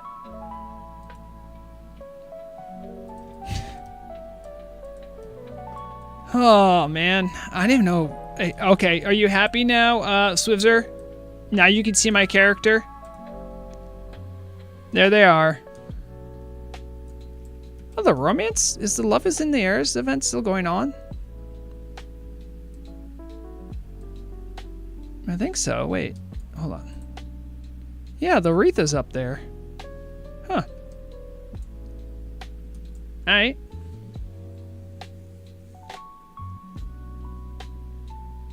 I'm trying to think of what do I even do with Vrograg nowadays? I don't do anything with... What's going on? Sugar Nips.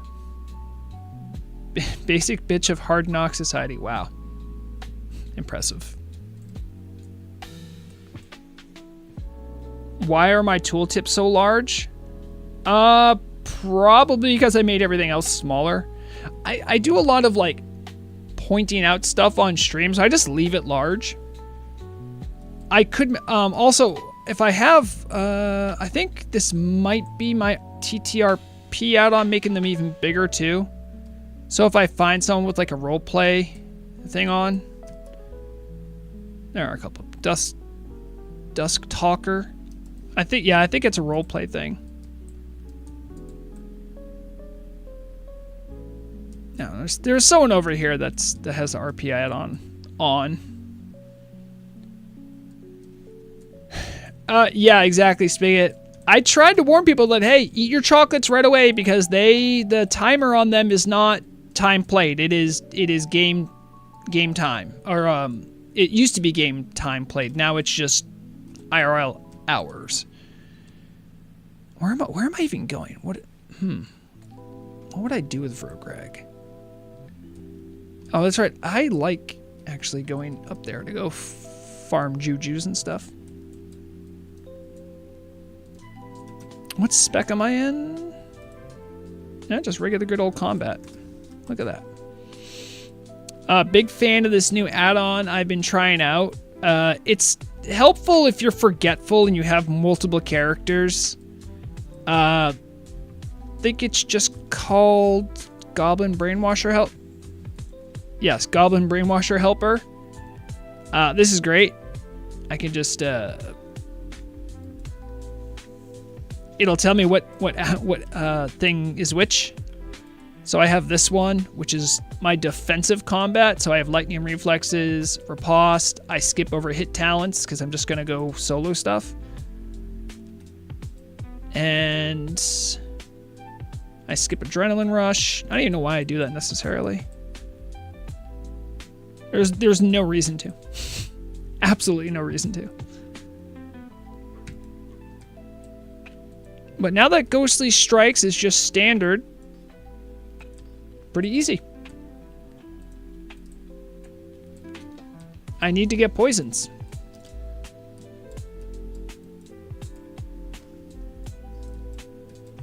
Okay, so Lorazio, you know what I'm talking about. There are some classes where you'll have the same numbers between different trees so that the number combination means nothing to you. So, yeah, let me see if I can find the name of it again. I think it's Goblin Brainwasher Helper. Yeah, Goblin Brainwashing Helper. Author is MC Pew Pew. It's great. You can color coordinate them. It's great for those classes that really need it. Like, if you're a mage, you shouldn't need it, right? Because you're looking at it, you're like, I have points in fire. Me fire mage. Okay. Yeah, that makes sense. What are we doing here? Poisons. How many instant poisons do I have? I have 1. All right. I need to make more.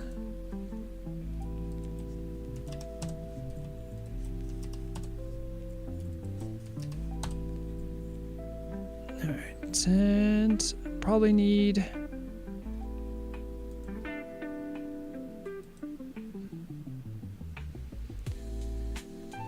Also, there is a new patch posted today by Spit that allows you to change the order of your characters in the selection screen. Oh, I never knew that. I've never been able to change the order of them. However, it does seem which one it defaults to does seem random. Have you played with Taste for Blood? It feels really strong and gives you Eviscerate. No, I haven't. Spigot, my experiment has been a... so I can bring this up.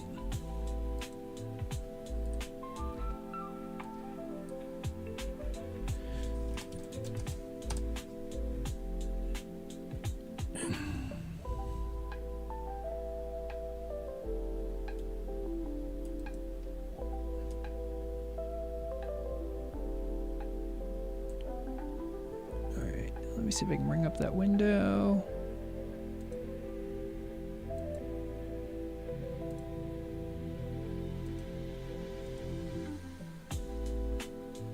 So what I do, Spigot, is I go deep subtlety to get exploit vulnerability, honor among thieves, tricks of the trade.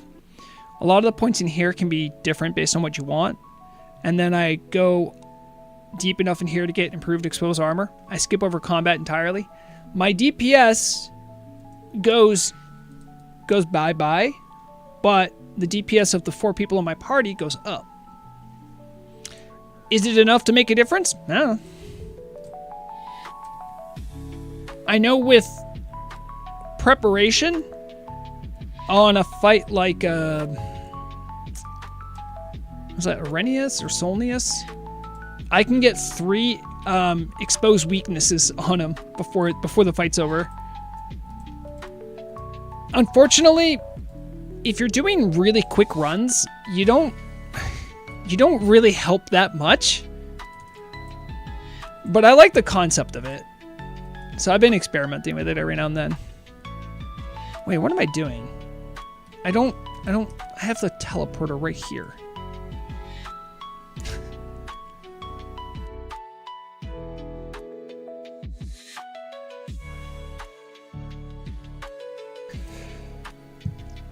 Yeah, that was exactly my thought too, Spigot, is that like if you are a regular in a raid, I think it's more valuable if you're progressing, if I'm being perfectly honest. Just because you can do things that make your tanks have better avoidance and take less damage, which matters more when you're progressing. However, I still think there's value in it. I need to kill Chillwind Chimeras.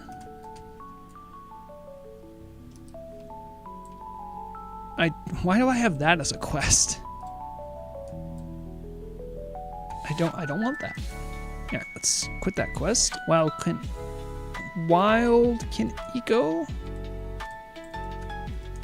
But I would like to pick up the Chillwind.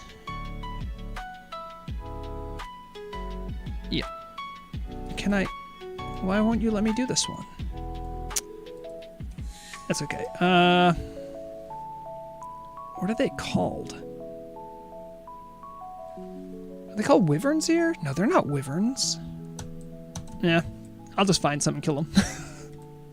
Thinking about it way too much. But legitimately, you can make decent coin just running around with a cache of Maori and just killing stuff. Even if you're not getting the ones that are good for melee, you can sell Juju for good coin. It's actually a good technique. I would highly suggest it. How long have you been on... have you had the Unholy Alliance in your quest log?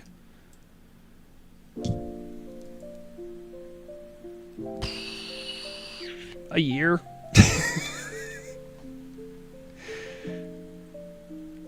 I don't remember when I picked it up. I mean... Tim, you're asking about this one. Did you look at this? I have the Key of Karazhan quest next to each other, and you're asking about this?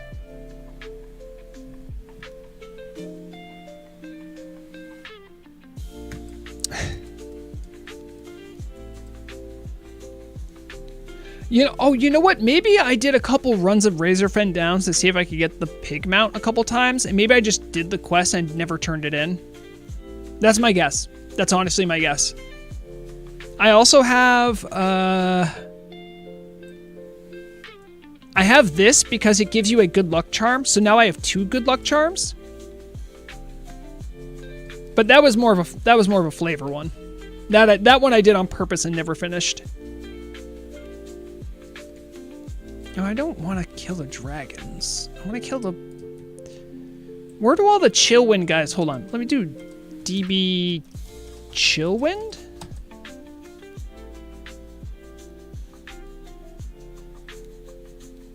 Okay, and then... oh, that's where they all are. Okay, and if I do another DB Chillwind, we'll get the fledglings in there. And then... Okay, now my map should have them all. Yeah. Okay. I needed to get some of these because Obamswin was out of frost jujus. So I can get the eco for her and then send them over and she can go grab them when she has a chance. Yes.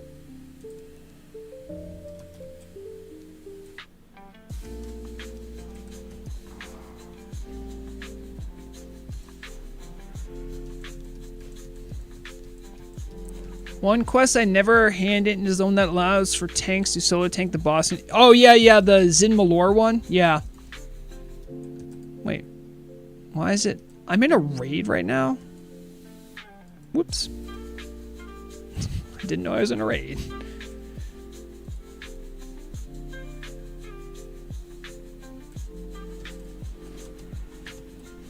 So the items were having problems because I wasn't raid lead for some reason. Don't know how that works. We'll do that and do that.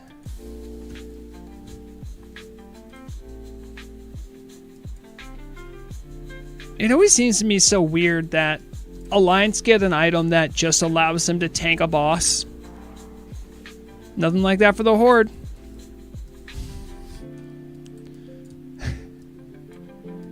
Farming in North is better. You can farm fire. Yeah, well, I mean, I could kill these guys too. It's just I was just here. I'm not that worried about it.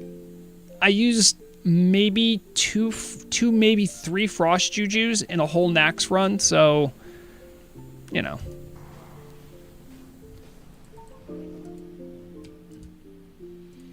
I would do a Lasher run with Shibiji.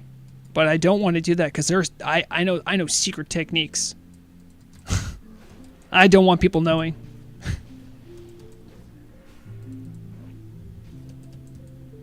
That, and also I think plenty of people do lashers, and could you imagine if like you're chilling doing lashers yourself when on the other screen is also another guy doing lashers?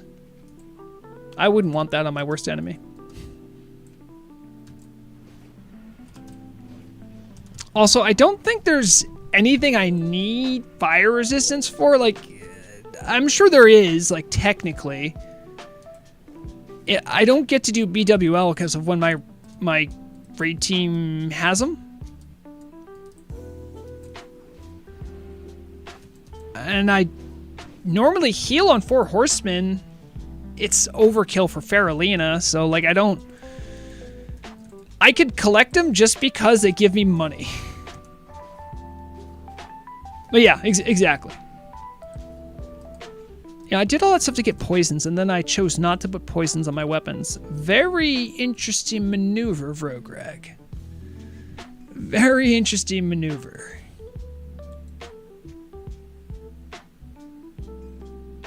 Hey, yeah, it was good chatting with you, Mike. If you ever want to chat too, just add Vrograg on Discord. I got the Vrograg name. I'll try looking you up too. I would love to talk about TSR. Glory days.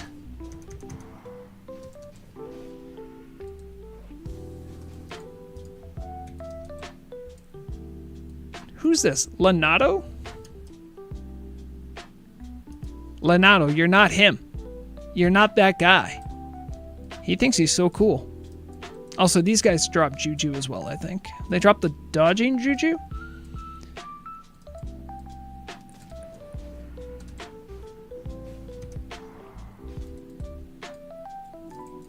Oh, wait, I can do... Do I have arrows? I do have arrows.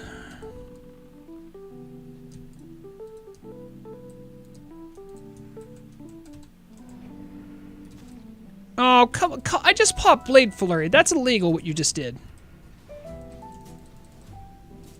Monsters.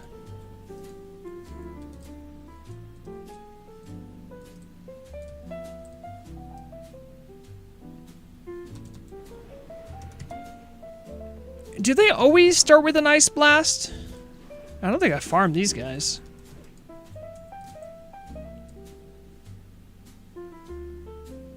And they do a tendon rip? Ugh. Not even worth my time. I'm going to be the actually and tell you none of them drop Juju. They all drop E. Oh, thank you. Yes. Larazia, if there's anyone that's going to be the actually person, I know it's going to be you. It's okay. Just embrace it. No shame. No shame from me. Sometimes we need that actually person. Sometimes the actually person needs to shut up. Well, this is not one of those times. You're good. I say that because I've been that actually person many times.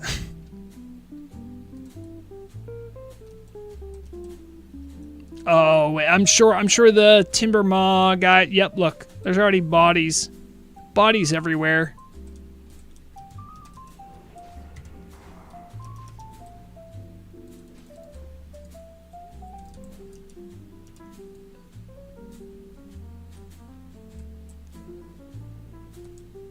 I mean, the goal is Juju's. Why is that bound there? What the heck? I don't use oh, I do use Garrote when I'm doing the subtlety thing. Never mind. That's why that's there.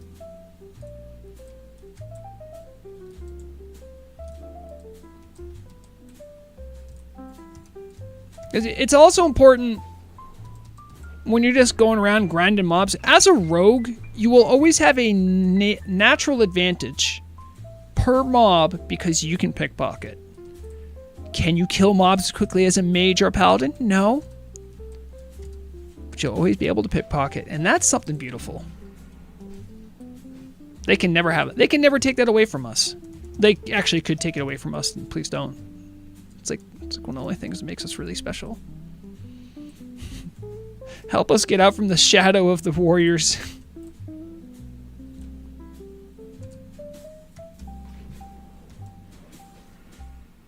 Wow, your Ursa buddy is going to do nothing. Just watch you get dumpstered. That's crazy. All right, let me see if I can get this guy.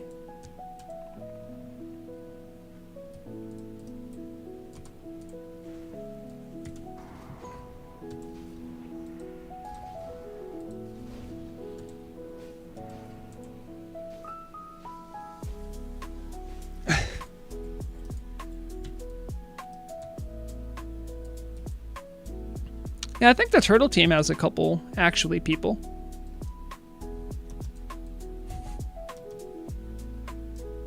I've had very unproductive chats with them.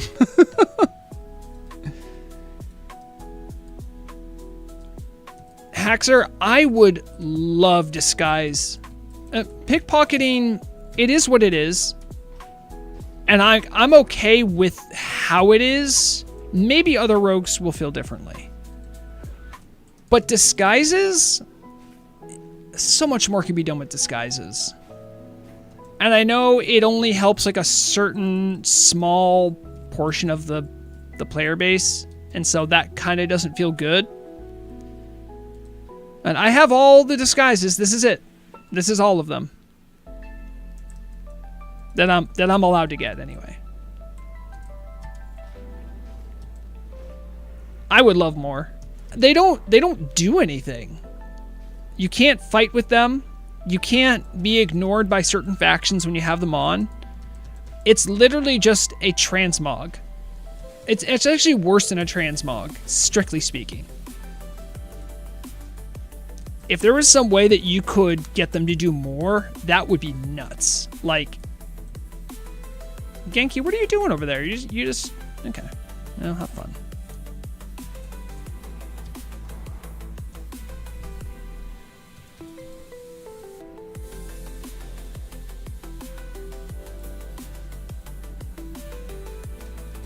Why are you not attacking? Oh, did I not face you or something? That's crazy.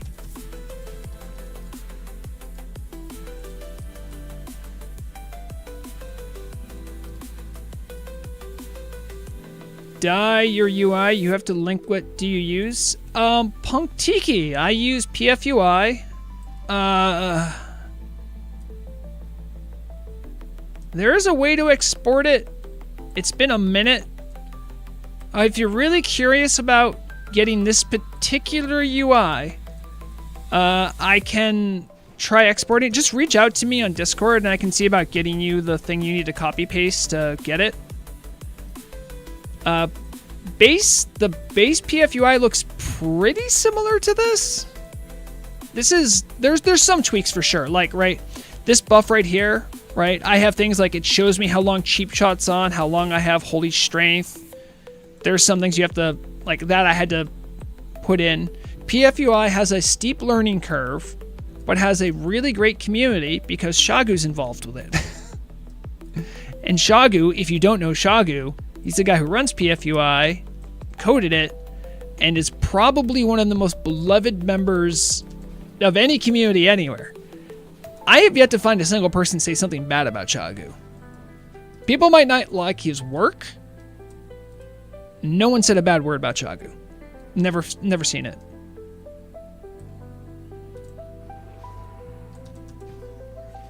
Exactly, Haxer. Like, I feel like more could have been done. And it's fine that it isn't there. But I feel like... I feel like... I don't know what you could do with disguise. But...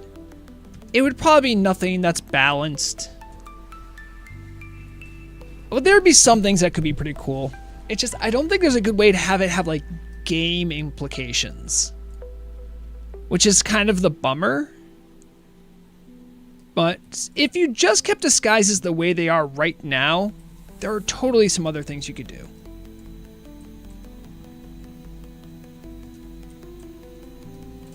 A dragon disguise would be pretty cool. Like, just straight up be a dragon. Maybe that would offend the sensibilities of the store. Because it's sort of like having a skin without having a skin. Like, if I have a piece of linen, I can straight up look like a human peasant. But that's also all I can do with it. I've seen a few, but it's all just people that think they are above others and really aren't. A dragon riding a dragon? Now we're talking Genki. Genki, now we are talking. That is where the real game begins. I don't even know. I didn't know I wanted something so badly until I heard it said for the first time. And we don't storage, okay.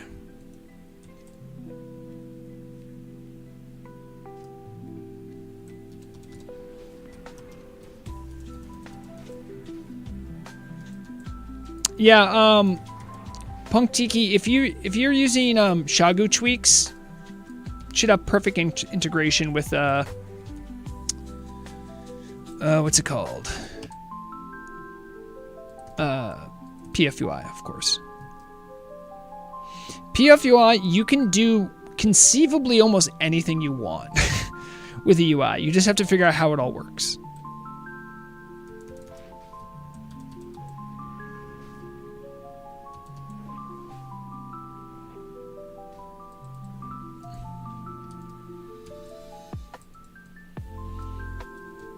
Yeah, exactly. Lorazia says, Roke being able to enter the opposite faction cities with disguises out of the picture. It would be interesting, and it would immediately be the most toxic thing ever. However, they can do that now anyway. Like, literally, if I want to go to any city as a rogue, it's trivial.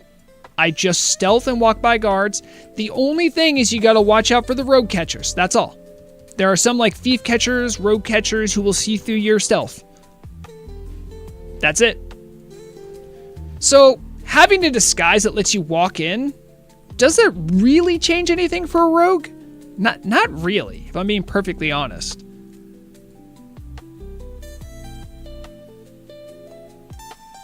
You know, so like with that in mind, I'm saying like, why don't disguises let us just up as like an alliance guard and just walk in the front door?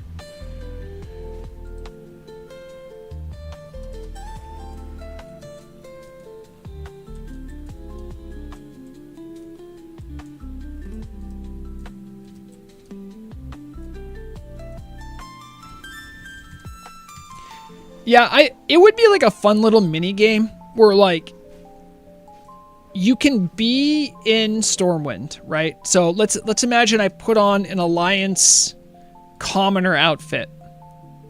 First off, unless they make it have variety, you will be noticed because there's going to be like one look and then everyone's going to know you're an imposter, right? But the idea would be you can go in, you should look innocuous, you will be flagged, and the only way that a person can essentially see through your disguise is if they get within a certain distance of you and then do like a certain emote. And if they do that, there's like a chance that your disguise will fail and then they can just attack you. That would be super awesome. I imagine it would be a terrible thing to code. But it would be awesome. I would so be game for that. Are you kidding? Oh my god. I'm just thinking about it now. That'd just be awesome. I could, as the news orc, actually go report on stuff that's happening over in Stormwind. It's very hard for me to go to Stormwind and report on stories, guys. I get attacked a lot there, and they do not care about my diplomatic papers.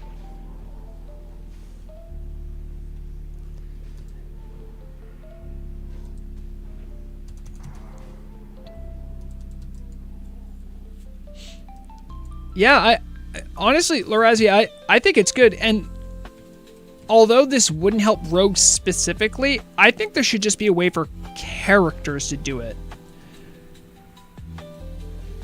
Like, there would be certain rules or stipulations about it, right? But I think it would be cool to let people into other cities if they have like a certain objective or a role play thing in mind.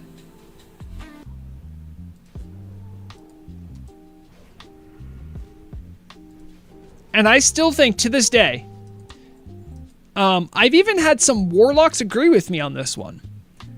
I still personally think that if you're a warlock and you have a warlock pet out, you should instantly become aggressive. Like, you should be attacked by the city guards.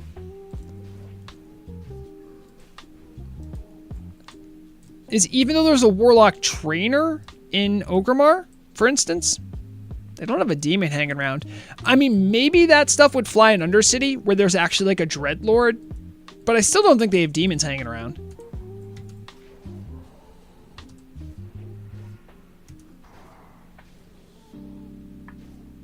I'm just killing my way up the coast here. I think Murag's gonna be home soon. I might have to wrap up. Oh, nice. Only 60 years, and then you can become unfriendly with all the Alliance guards? Yes. They'll have to acknowledge that I did 60 years worth of rep grind in lunar festivals.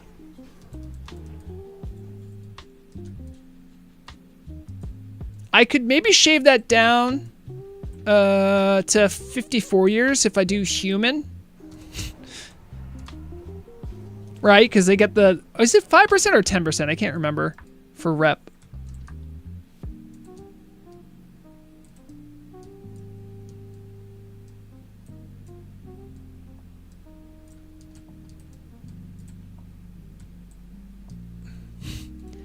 Hey, you know what, CAG? That's on them. They don't know what they're missing. They're missing the real deal. They're missing CAG.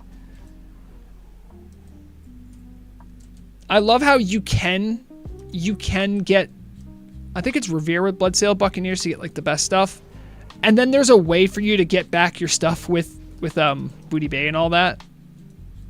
I think that's really cute. Oh, does this spec does have, it does have riposte. I should probably put that on. Get rid of this trash. I'd like surprise attack, but not when I'm soloing stuff necessarily.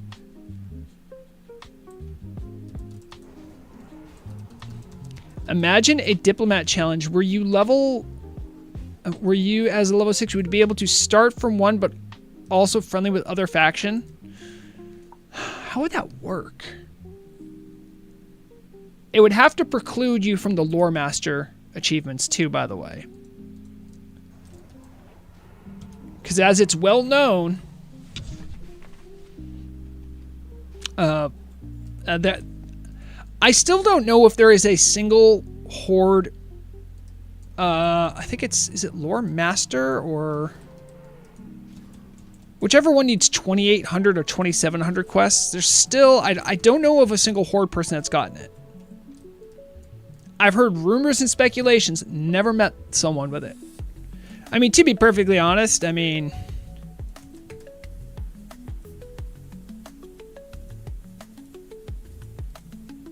you're not gonna find anyone with this name either. The news anchor orc. I also gotta see about getting this on my Vrograg on Telebim.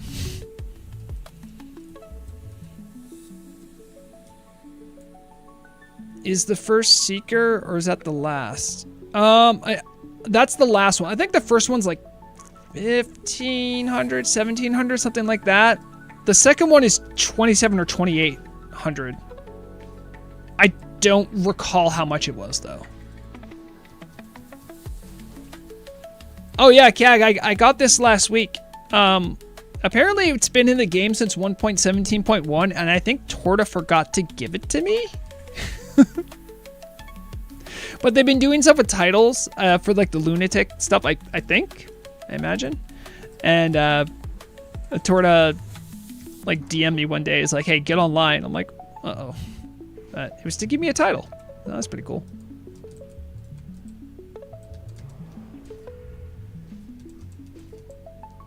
Yeah, there are 2 quest-related titles. I cannot recall which one's bigger than the other, but the bigger one, I do not think I know of a single horde that's gotten it, and I think the one that has gotten it definitely cheated. And if you're on that grind, you know what I'm talking about. There are dark paths. Come on, shoot the bow, shoot the bow. Thank you.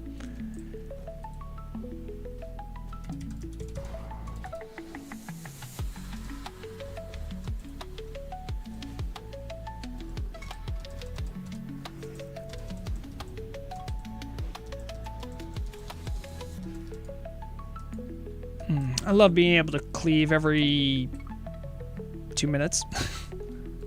They changed it. I liked when it was shorter, but I don't think all the rogues liked it. Because they made it a little weaker. Now we just need to get the shirts implemented for TA pre-nax for shirts and titles. I thought you guys did get your shirts. Oh, my inventory's full.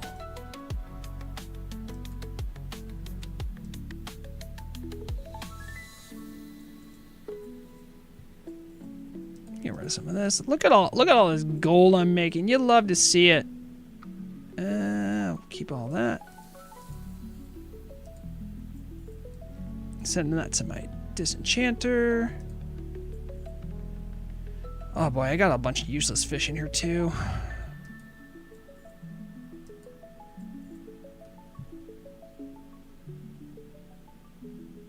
God, I just have so much junk. Don't crash my game. Okay.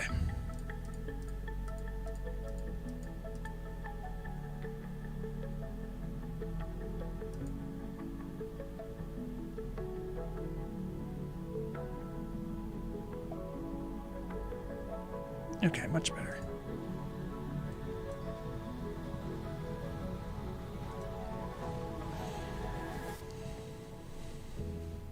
You're talking about pre-nax ones. Oh, yeah. Well, that's also I saw Genki, you wrote it's 10%. So yeah, so there is a world where you could get unfriendly with the Horde in 56 years. If you do all the Lunar Festival things.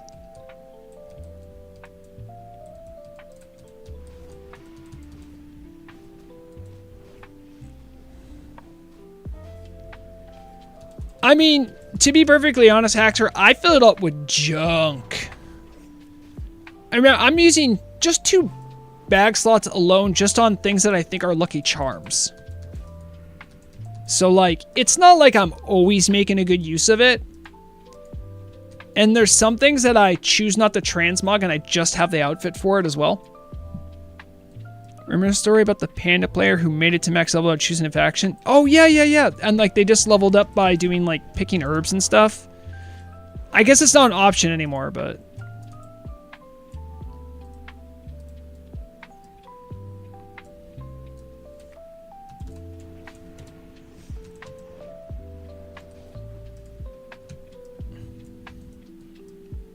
Also, fun little addendum to the level 1 lunatic story.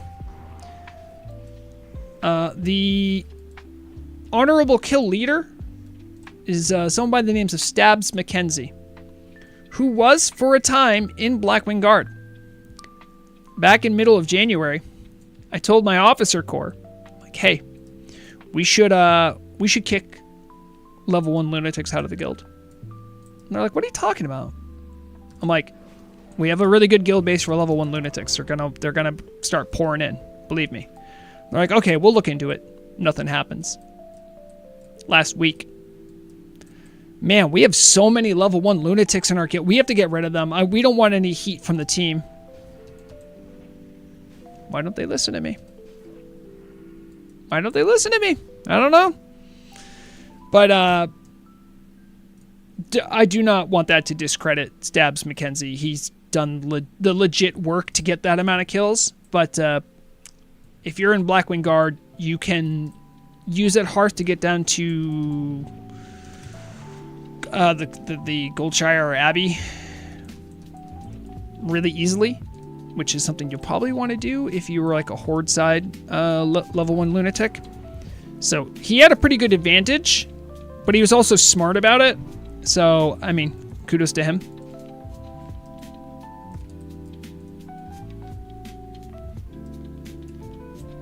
But diplomacy mode, you would have to become friendly with other faction, would be great. No, they're not hardcore. The base Larazia, let me just show this here, is right here. It's up in the mountains of Burning Steppes. So we have like our little base here. You can kind of like figure out a way down, and you'll get pretty much right into Northshire Abbey. So it's useful for that. It's also a really good spot if you're doing a lot of Molten Core and Blackwing layer raiding, which our guild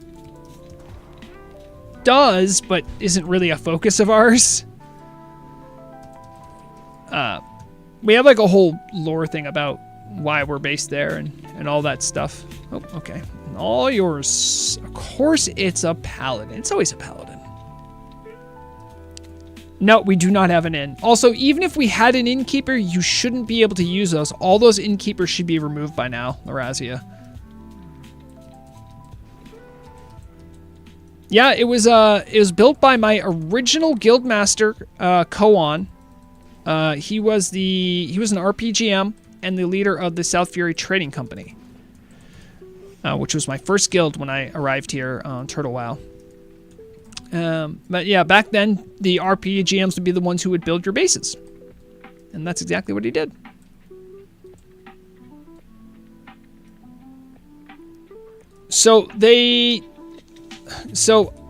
Yeah, I think that was the case, Larazia, because I don't think there's any guilds that actively wanted randos using their guild bases. Maybe there are, but there certainly were guilds that had innkeepers that wanted them to be removed because of the measure. Yeah. I think guilds can ask to have a guild, have a hearth put in their spot if they want it.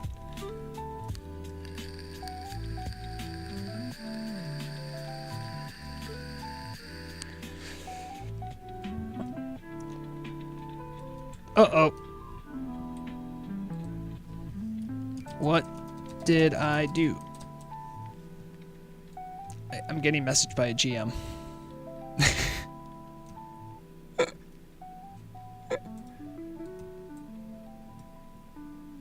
Oh, no. Oh, I know. Oh, hey. Hold on. It's Fashion Dev. Ooh, look at what Fashion Dev's wearing. Hold on. Fashion Dev is here. Okay. Ooh, lovely. Lovely blue evening dress. Love the gloves and matching slippers as well. Great stuff. I'm appreciating the blue rose. Good stuff. Lovely.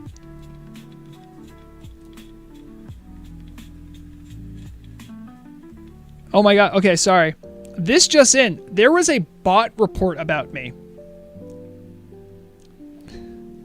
I feel like since I am literally streaming the gameplay, I have a pretty good pretty good proof that I am not a bot. LOL. You too.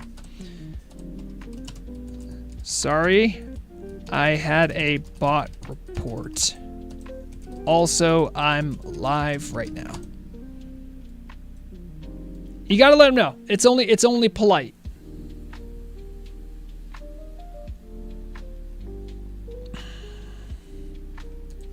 You look resplendent. I mean, it is a nice look. It is a nice look. Anything new coming to your boutiques? I mean, we might get news scoops right now. I consider new transmog items scoops.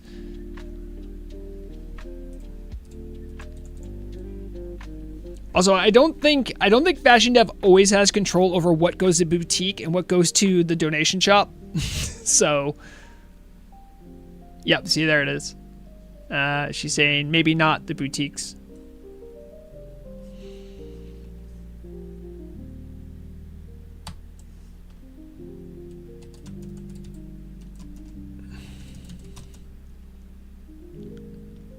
Since the fashion event this fall, I feel like the Turtle WoW community has embraced fashion. It's so surreal sometimes. Just like having a GM just show up. It's like, hey. I'm like, uh-oh.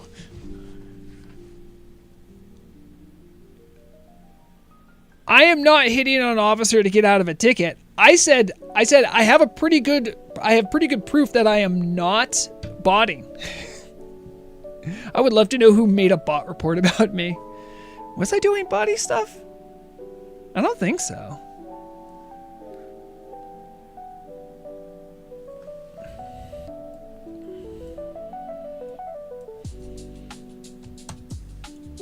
Are you excited for people to see your new stuff in Kara 40?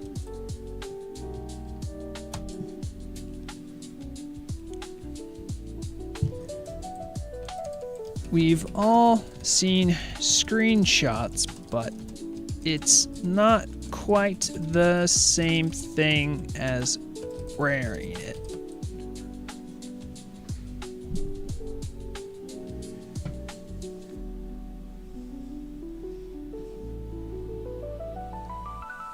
Larazia, you can make a hardcore character and sort of have that money floating and then just try on stuff with it. Because when you kill a hardcore character, you get the tokens back if you want.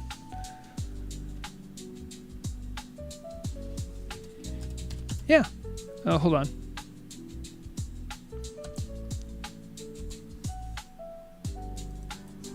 I gotta invite this person.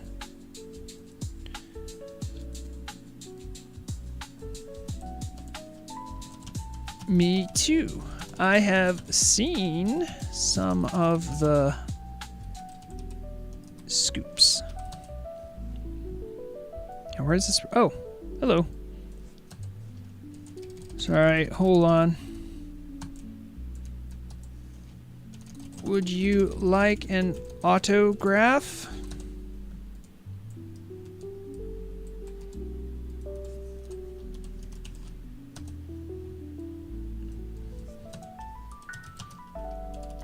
Gives Bamble a real autograph. Hold on, wait, what can I give them? What can I give them? Something that says I was here. Oh, do I have any more Lucky Charms? Oh, I do have one.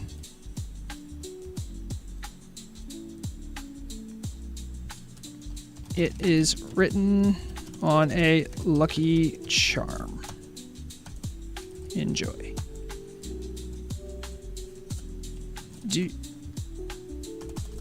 Go ahead and take your selfies.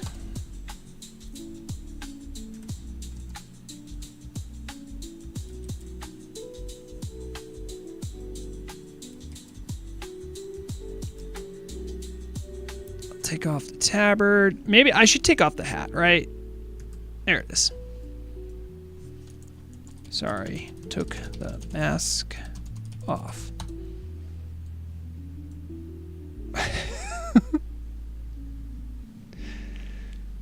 Life is strange.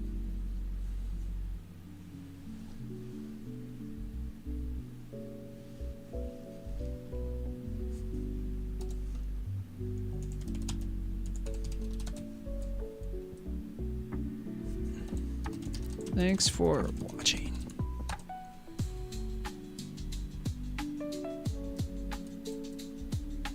And I got a hug. Sorry, sometimes it's hard being the news anchor orc.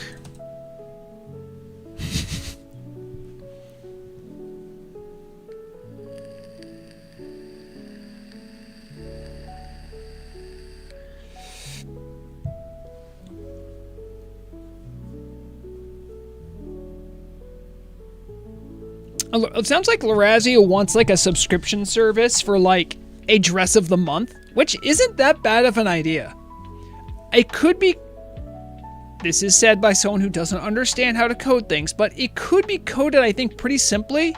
You would have a simple like template of like an outfit, and then it would be changed once a month during a patch. There you go. Think about it. Maybe make that part of a turtle subscription? Maybe? Maybe? Listen, I'm trying to make you guys make money. I want your project to succeed. I do.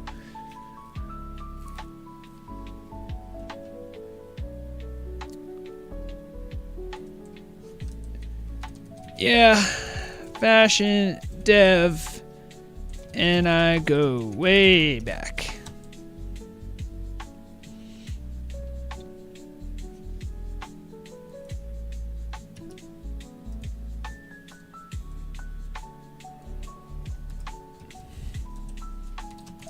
I mean, yeah.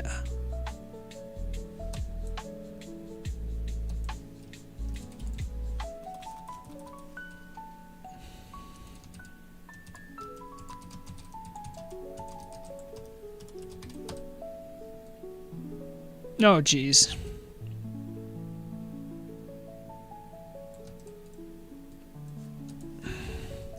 Sorry, I think she's... Little Karen still gets bigger.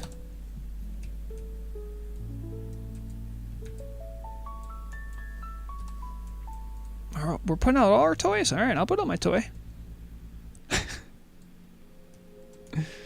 Oh. Wave. Rusty Raiders? Oh, you're an immortal too. Ah, another immortal. I see. What is going on? What? I'm getting attacked. Not really. I like that. It's fine.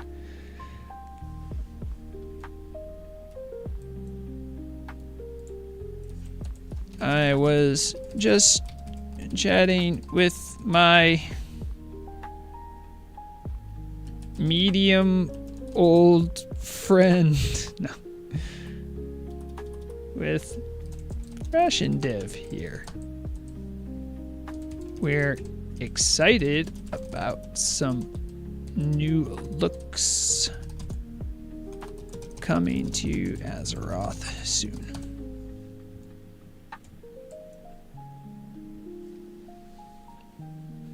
Oh, you know, Armory works now. I could actually look up some of these guilds again.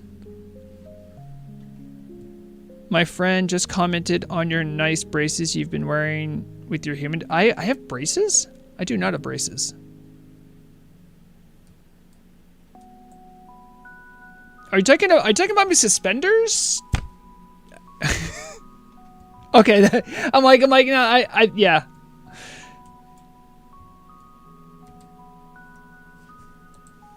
I like suspenders They hold my pants up and make me feel like a real journalist.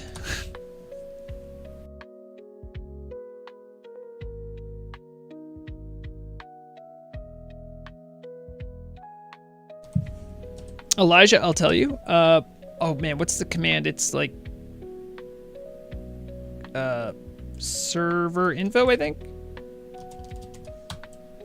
There is 4,889 online right now. Max online of 8,600. Server uptime of 4 days, 5 hours. It's kind of it's a lazy server reset day. It's usually like that. Yeah, no problem. Things have definitely been mellowed out in the wait for Kara 40. I feel is part of it, but all the same, like, it's fine. You can play other games. One of the things I've been wanting to work on is accessories for you guys, since WoW lacks them. If helms weren't the absolute worst to do, I'd do so many hats. Well, I did have that proposal for cow shoes and for, I think, decorative for Tauren and toenail polish for trolls. But I think that's still impossible.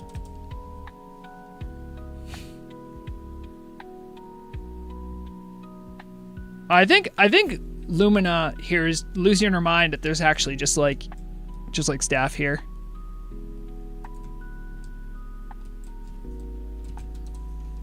It's okay. She doesn't bite.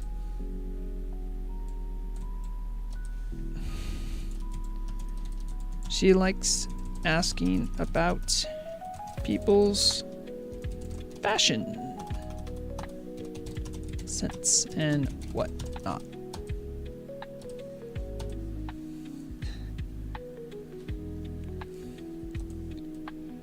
She knows how to do GM magic, but I don't know if she does much GM work.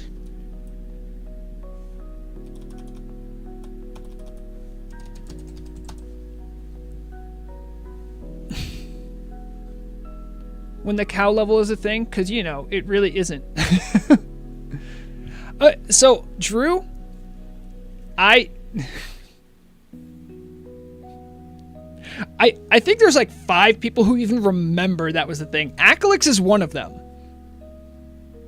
Right now, I am working, the other behind the scenes project I've been working on, I'm really trying to get alternate art icons for items. Because they weren't added. I made a bunch in April of last year. And I'm like, guys, we're almost to a year again. Please get them in your next batch. Please. But I've been working with some of the Turtlewell art team to like say like, hey, like these are the problem points, right? If anyone knows of any icons that have so I'm not talking about buffs, not buffs. That's a whole different ball of wax. Items that have the same icon or are super, super close in color and are hard to distinguish. I have a spreadsheet with like 60 plus lines. So I probably have it, but if you think of like an obscure one, let me know. The media channel announced a change, didn't it? It may have. Let me go take a gander.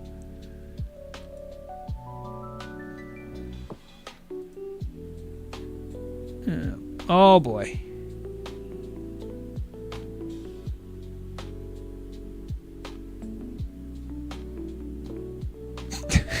I'm sorry, I just got a DM that made me laugh.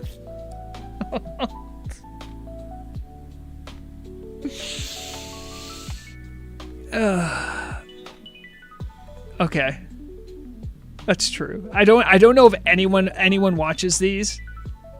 Okay, Sorry. To that person that sent the DM, thank you. That is very funny. By the way, I do not think vMangos is terrible. I think it's just hard to work with for development. That was my point. I'm not saying vMangos is bad. I want that clear. I want to clear my name about that. Sorry, I was trying to look up something else. Oh, no. Oh, no. Please don't.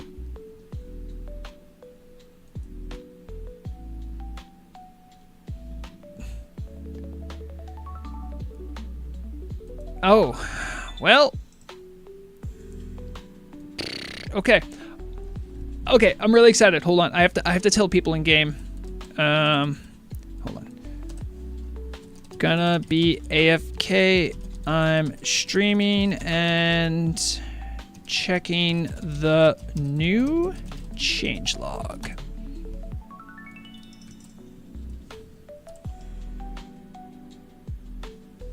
Okay. Sorry.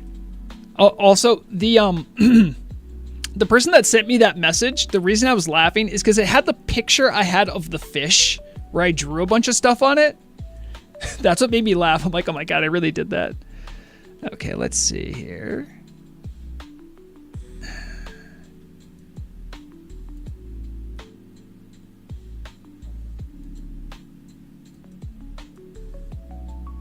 Oh boy, I just got changed into something.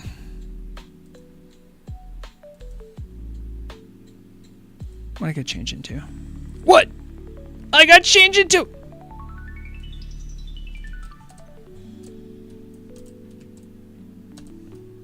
Whoa. Hold up. Did you guys see that? I was an incubus. That's in the game? I didn't know the incubus was in the game.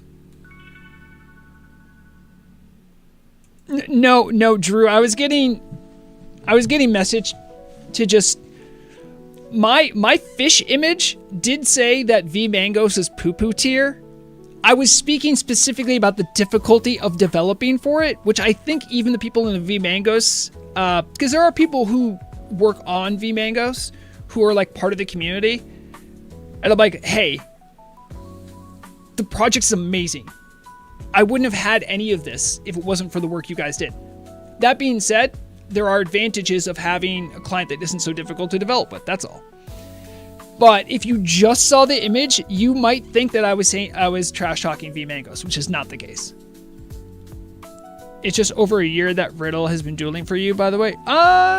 Yeah, thereabouts. I mean, Riddle I think's taking a break, so I haven't been bugging him with requests.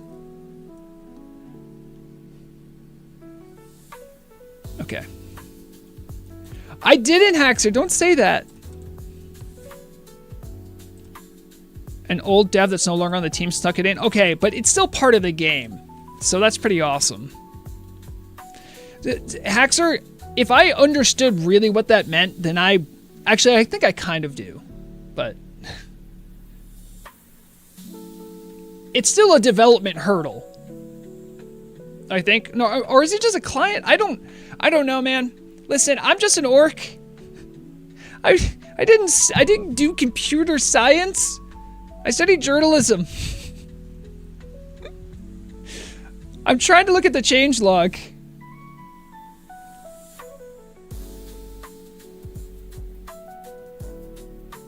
I almost had it up too. Is this it? This is it. Okay. Oh, what am I doing? Why would I do it this way? I can stop getting distracted by the game. The news desk. Ah, there it is. Okay.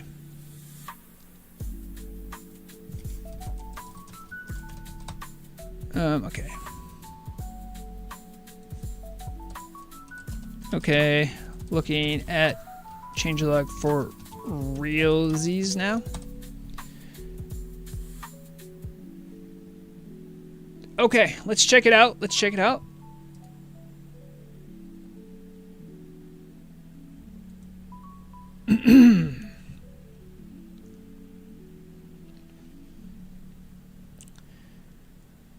fixed Libram of the Faithful, proccing when it shouldn't. I've heard paladins complain about this. Do I know what this means? No. Does it have to do with Viv Mangos? Maybe. I don't know. But this is a good fix. I know this is a pain point for paladins. I'm glad that it was fixed. Spells that are enabled or triggered on partial resists will no longer do so when the damage makes the target more vulnerable. Aha!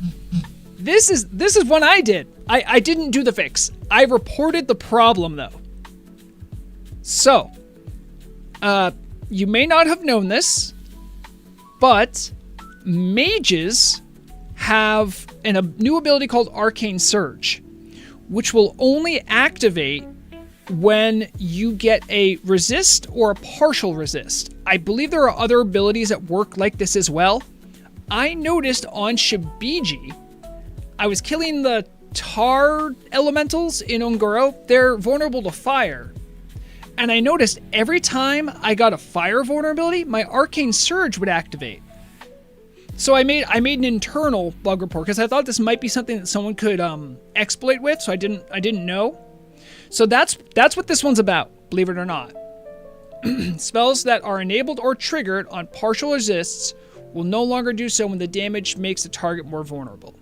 So, to the person that tagged me and said make this more clear, I would probably just write spells that are enabled or triggered on partial resists will no longer do so when hitting a target that is vulnerable to that damage. Would probably make it a little bit more clear. This is a changelog I actually knew about. I'm so pumped about that. All right. Killing players connected from the same IP address will no longer grant you honor. That means I can kill Murrog and I won't get honorable kills? I also think this is just a straight up way to stop people from win trading from the same house or to make it slightly more difficult for people to do solo stuff for like the lunatic, for like the honorable kills for lunatic, because it's hard for them to catch it all the time. They can find out after the fact because they can see what IP address you're playing from, essentially. But with this, it will make it more difficult. So that's cool.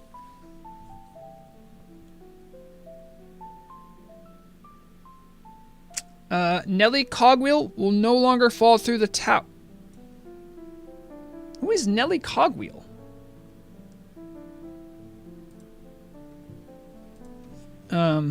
Turtle, wow. Exactly, Drew. Yeah, I saw that in the forums. The original number one was a person doing that. I had that in the news report earlier. Nelly Cogwheel. Did I spell it right?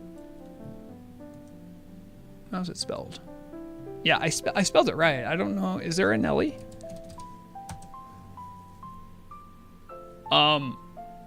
This is a NPC from a legacy guild. Okay, I don't know who Nelly Cogwheel is. And I don't know the tower they fall through, but grats. There should no longer be multiple copies of Demetria and her bodyguard spawned at the same time. Okay, it's probably just a scripting error in a quest. Fix an issue where new battlegrounds could be created while ongoing ones still had pending invitations.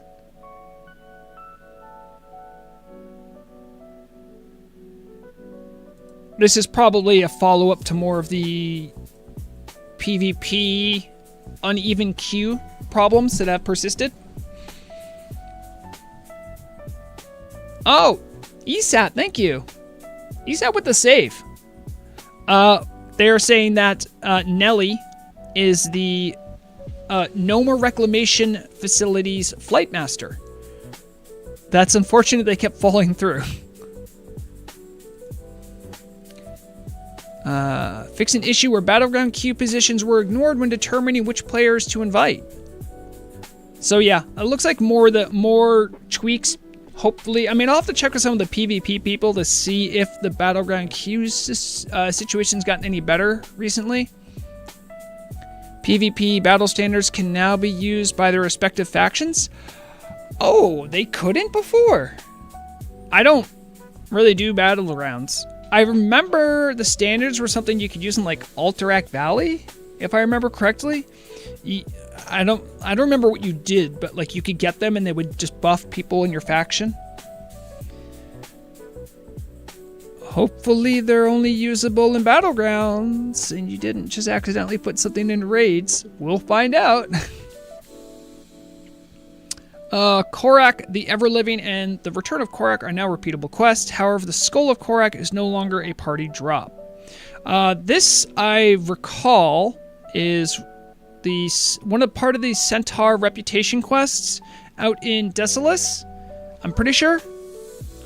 This is probably just cleaning up. There might have been some unevenness with it. I can't remember now though, but that makes sense. In addition to regular warlock demons, greater demons can no longer be buffed.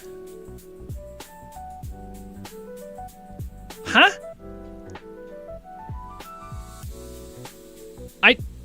Warlocks, has this always been... I thought you could buff them.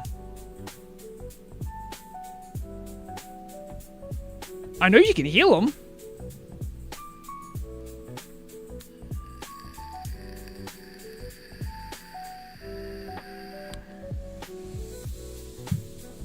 Oh, I see, Drew. Okay. Korak's health has been increased since there are now more incentives to kill him, with the quest being made repeatable. Okay, makes sense. Debuffs that reduce spell casting speed can no longer affect Chromagus and Sapphiron. Debuffs that are there many debuffs that reduce spell casting speed? I think there are a few, but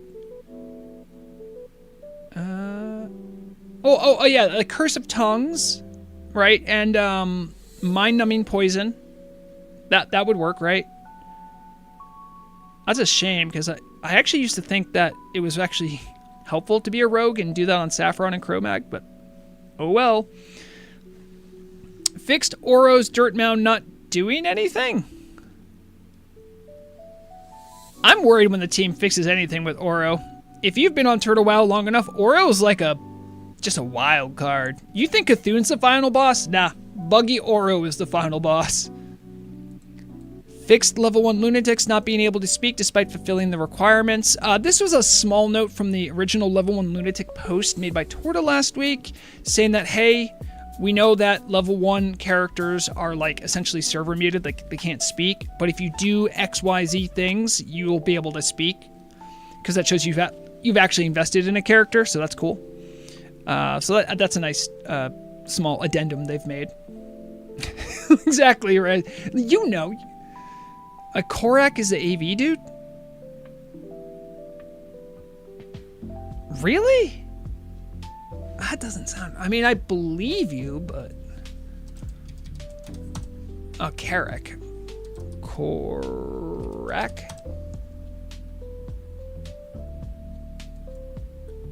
Okay. Oh, he's the big beefy troll. Okay. I think there's a centaur with a very similar name. I can't remember, but I honestly thought that's what it was. All right, well there you go. That's the change log for this week.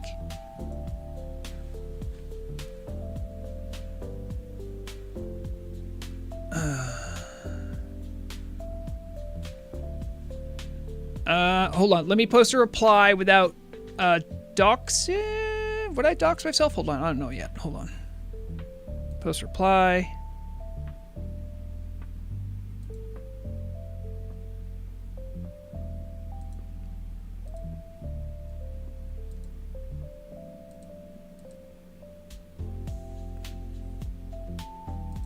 I'm verifying I'm human. Okay. Will this say my name? Oh, it doesn't. It doesn't. Nice. It just says Vrograg, so that's fine. Okay. About the... Oh, boy.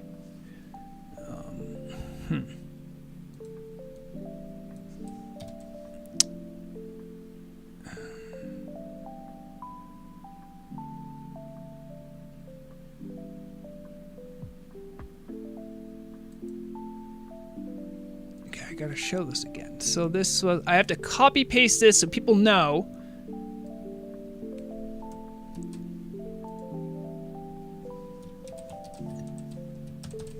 So I discovered this one. Okay. I think when a mage was hitting a fire vulnerable target, it was giving me activation for arcane search. I normally you need a resist or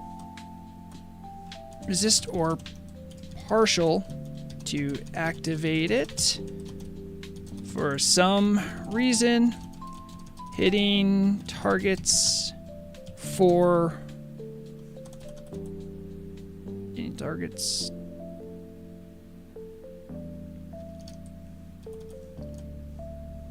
vulnerable to a type of magic was counting as a resist or partial resist. I hope this helps.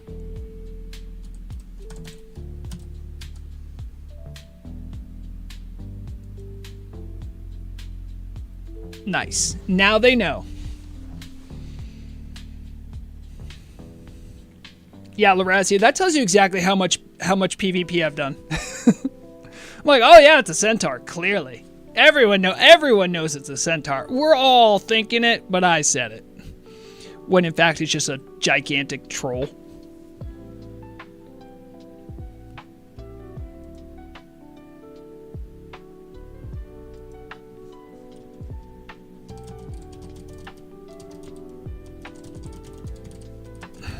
The wording was a little wonky, I'll admit, in the post though. Which is what I think confused people. All good. Now, smiley face. No, smiley face. There we go. You can't see me typing this, but I was letting the person know who was concerned that, like, people don't know what I mean. And I'm like, well, it was confusing. It was.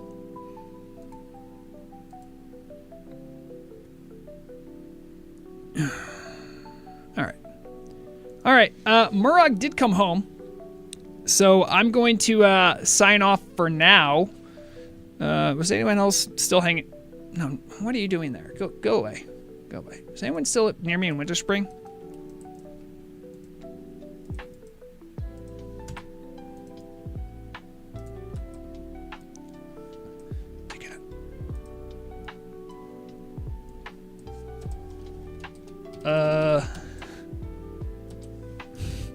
Bruh. This is what happens when I AFK.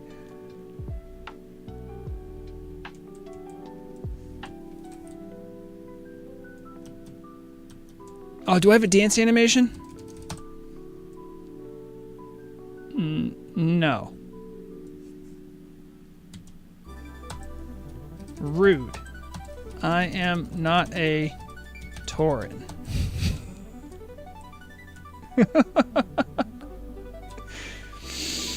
All right, this is a good point as ever to sign off.